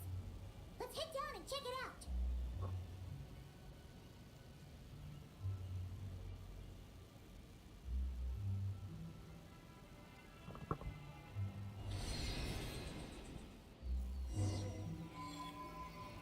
I can't help but feel there's something strange about this friend you haven't seen in ages. Strange? Whatever do you mean? Her strangeness defies description. This Miss Zabai is a full-blown enigma, don't you think? I'm afraid I have no idea what you're talking about. Aren't you worried about sending her all the way to Yilong Wharf on her own to buy tea? What if she gets lost? Where there are people, there are paths. Now I'm the one with no clue what you're saying. She can ask for directions. And then what? She will meet strangers in unfamiliar lands, build friendships, part ways. Hers will be a long journey indeed. The further the journey, the more footprints one leaves behind. The deeper those footprints, the harder it is for time to erase them. Ah, so you want her to make new friends. I see. But from what you say, it sounds as though she's not from Liyue. I believe she was not, but perhaps she will be. You're sounding stranger by the second. Huh. Oh, over there. Oh, look who's here. Hu Tao! Zhongli! What are you doing Traveler. Paimon. Fancy meeting in a place like this. Oh my, and Miss Zabai too. Sounds like fate to me. We were taking Zabai to buy some tea from Yulong Wharf. Zhangli sent her there, though she didn't even know the way, and... Oh, drat!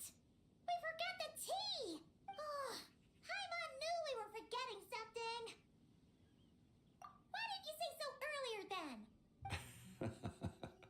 What's done is done. There's no need to dwell on it. Fresh tea grows with each passing year. Let fate deliver it as it wills. Exactly. You can get tea wherever you go. You're hardly running low now, are you? Paimon feels a lot better now that you've said that. Still, I'm a little confused. If you were buying tea, how did you end up all the way out here? We're taking Spy on a sightseeing tour. We started at Liyue Harbor, stopped in at Yulong Wharf, went sightseeing around Xiaoying Village, made our way to Qingce Village, and now we're here. Wow, that is quite the itinerary. Yeah, actually, Paimon thinks it's about time we headed back. I'm here to pay my respects to my ancestors. My dear consultant kindly agreed to join me. It is Lantern Rite, after all. Adepti and ancestors should be venerated alike. Ancestors? Wait, could you be? Are you heir to the Wulong Kid? Or perhaps the lone butterfly of the Crimson Flame? Whoa! Have you got all your memories back? Huh? Miss Zabai, you know about the Wangsheng funeral parlor and the 8 adepts? I happened to hear a storyteller expound on the sanctification of Taodo. Lots of people know that story, sure, but very few can discern my family lineage from just a glance. Well, Zhangli, your friend here really is quite something. Unfortunately, there's no time to dally right now. We have a hill to climb. Perhaps once today is done, we can find time to chat over tea, recite poetry, and admire the moon? That would be wonderful, Director Who. Oh, and before we go, you've been traipsing around all day. I suggest you stop off at the Wangshu Inn on your way back for a good night's rest. Wouldn't do to exhaust yourselves, Don't mention it. All right, we'll take our leave now. See you later. Hotel's so thoughtful. Why don't we follow her advice and stay at the Wangshu Inn tonight? Sabai, you can see the whole of Dihua Marsh from up there. The view's amazing. Plus, you can sample Smiley Yinshao's cooking. Wangshu, an intriguing name. It couldn't hurt to check it out. Awesome! Let's go!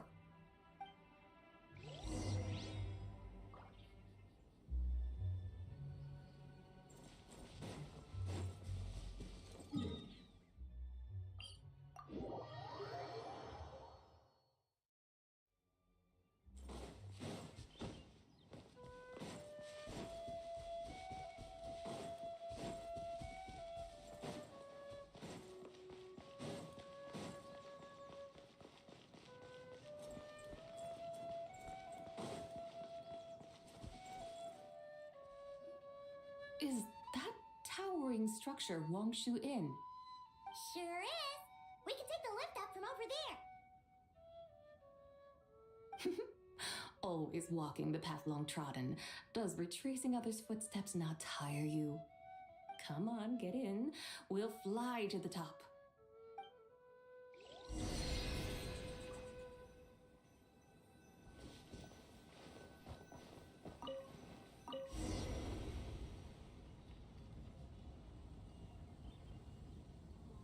Are we really going to fly up to Wangshu Inn? Isn't that a bit showy? All the guests are going to see us. Is that a bad thing? To be able to witness an adeptus. This will surely add to the inn's appeal, not to mention the room prices. The owner will thank us. You seem to really like showing off your powers. This inn's architecture is incredible, and the surrounding countryside radiates a picturesque charm.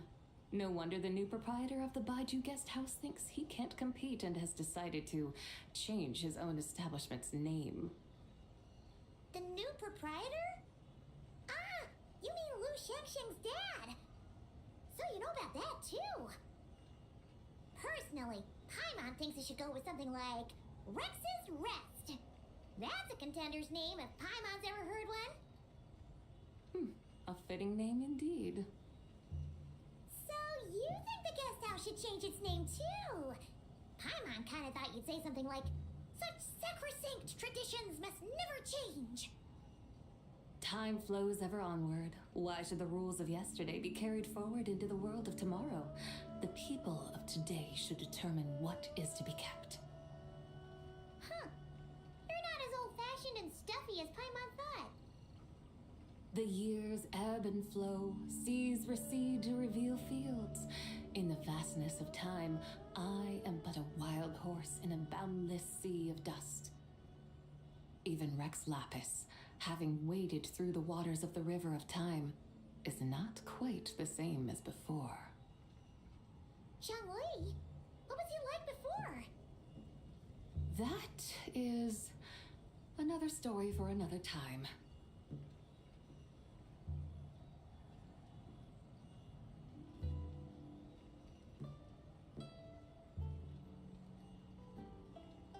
We have arrived.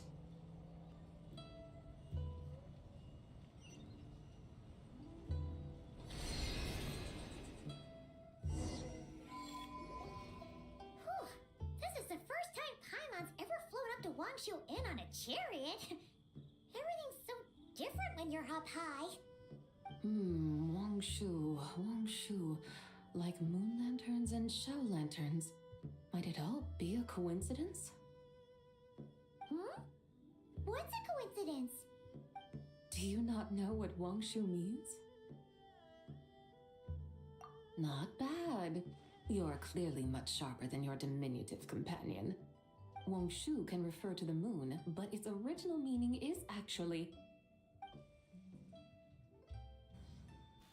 the goddess who rides the bright moon's chariot. And you must be the conqueror of demons. Chow! Paimon was wondering if we'd disturbed you by flying down from the sky. Not at all. I sensed an unusual presence long before you arrived, though I didn't expect it to be you in a flying chariot. Ah, a witness at last. I was starting to think we should fly a bit lower. 'Twould be awfully dull if no one ends up marveling at my lofty bearing. No need. This is already showy enough. I'm not one to do good from the shadows, as Rex Lapis is wont to do. Then you must be...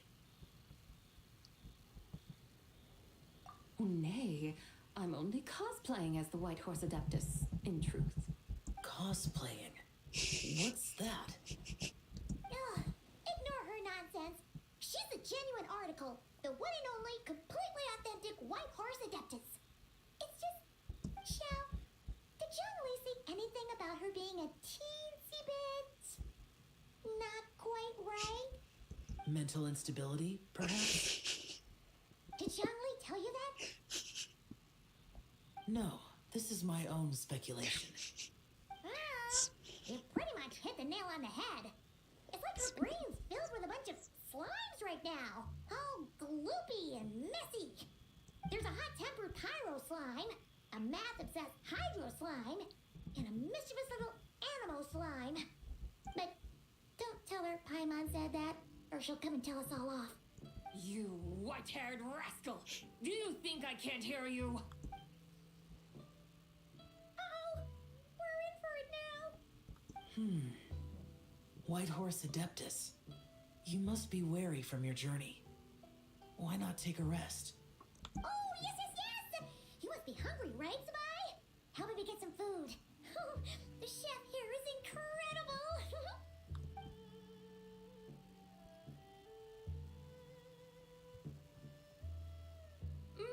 It's so hot! So spicy! okay? Do you want Paimon to get you some water? Don't worry about me. I just need to pace myself.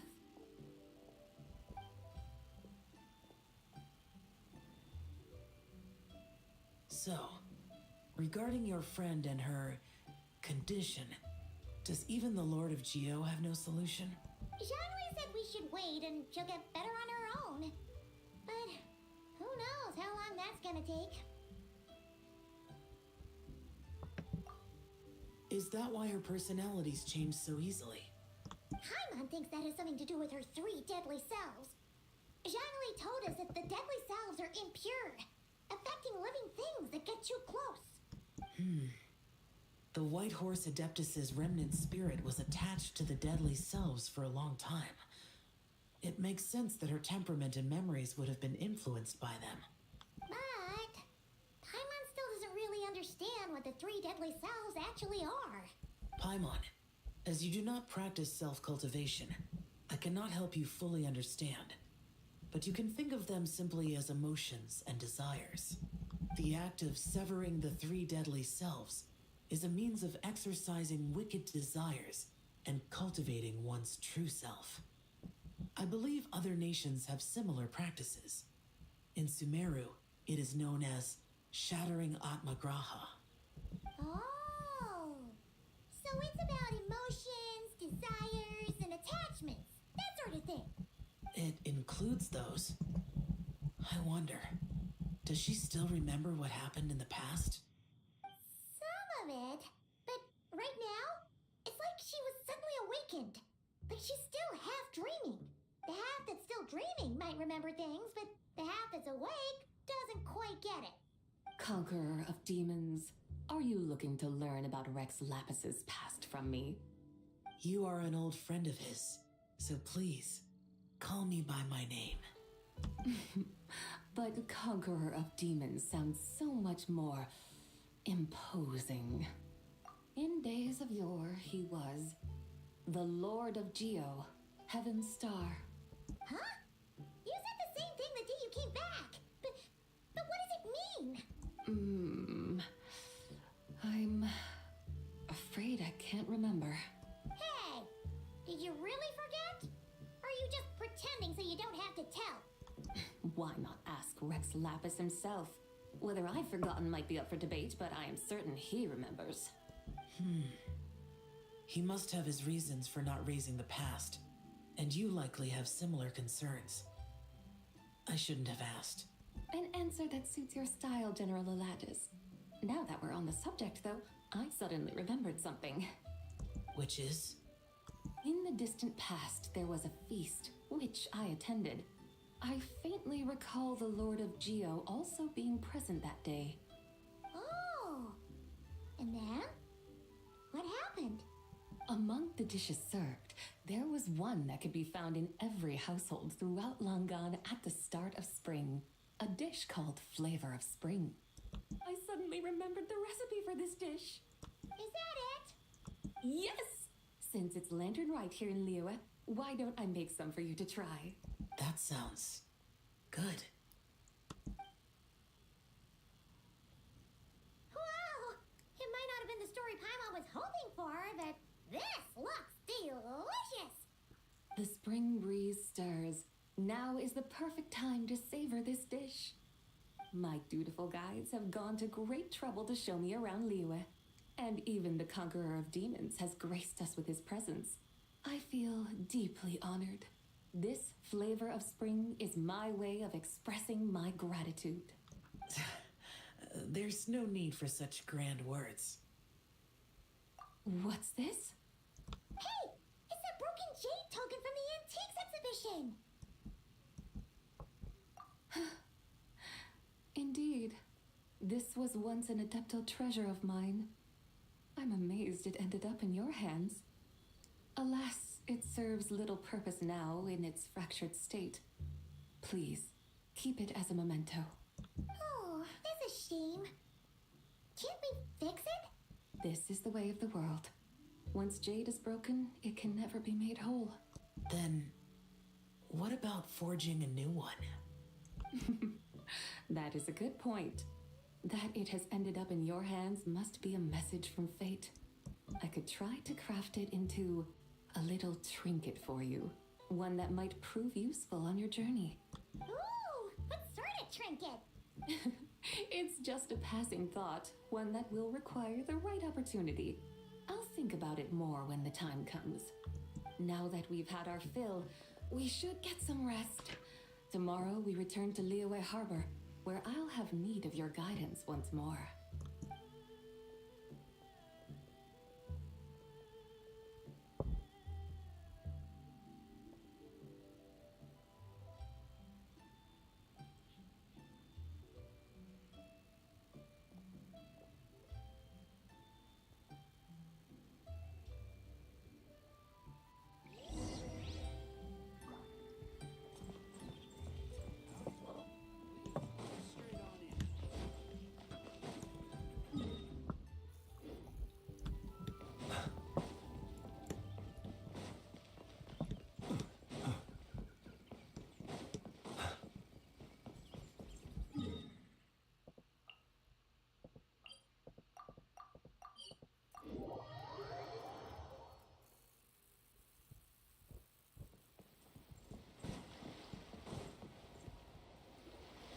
Chi-Chi, the lantern rite is almost over.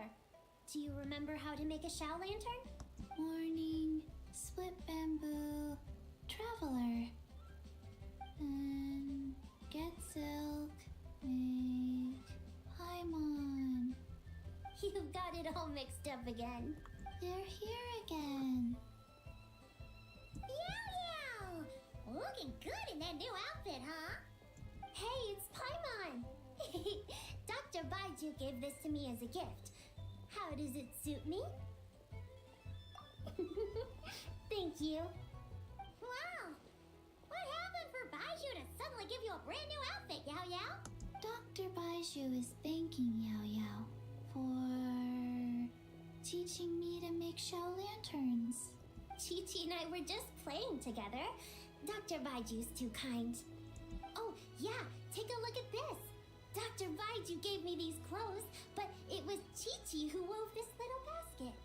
Wow, that's beautiful. When did you become so good with your hands, Chi-Chi? I learned to make Shao lanterns. Thanks to Yao Yao. I also made a wish. What do I always say? The White Horse Adeptus answers prayers. Come, help this old man make an offering in thanks. Huh? Mr. Liu? What did you pray for?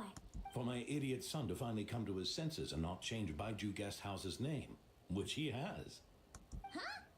He's keeping the old name? Listen to this. My granddaughter planted a tea seedling in our village just a few days ago. She made a prayer to the White Horse Adeptus to help it grow. Overnight, her seedling flourished into a mature tea tree. Oh, that sure does sound like a miracle. Could the White Horse Adeptus really have helped it grow? Of course she did. Oh, White Horse Adeptus, how blessed is our family over whom you keep watch. Truly, this is an extraordinary miracle. You must record it in your family history without delay. Of course. Huh? Is that you, Miss Zabai? Indeed. I have a long-term booking at your guest house. Yes, I recall. Mr. Zhongli said to charge your expenses to the Wangsheng funeral parlor, if I remember correctly. That Young Li. Always making trouble for poor Hu Tao. I noticed when you were here last that you bear a striking resemblance to the pictures of the White Horse Adeptus in my family history. You both have golden eyes. Perhaps fate has had a hand in our meeting. And a glad meeting it is, Miss Zabai. Now, why don't I gift you some tea from my garden to celebrate this encounter? We grow Sunglaw tea there, and it has quite the reputation throughout Yilong Wharf. I hope you will accept it. Oh! Sunglaw, buy 10 boxes, get half off teas. Back on the menu. Buy 10 boxes, get half off? Don't be silly. This is a gift. It's free. Woohoo! Nice! Thank you so much, Boss Lu. There's no need to thank me. You're a visitor from out of town, which makes you an honored guest. Make yourself at home. Lantern Rite may have ended, but the streets are still bustling with activity. Make sure to take everything in, meet some new friends, and enjoy your time here. And that goes for you kids as well. Happy Lantern Rite. Got it, Mr. Lou. Happy Lantern Rite. Yeah! Happy Lantern Rite, everyone! Happy Lantern Rite indeed. And that is it.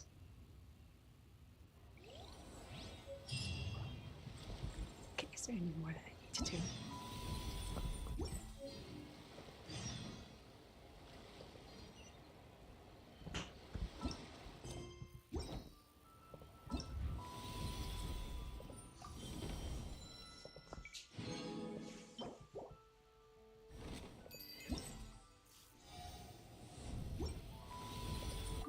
Okay, I think we are done from here. Thank you guys for watching.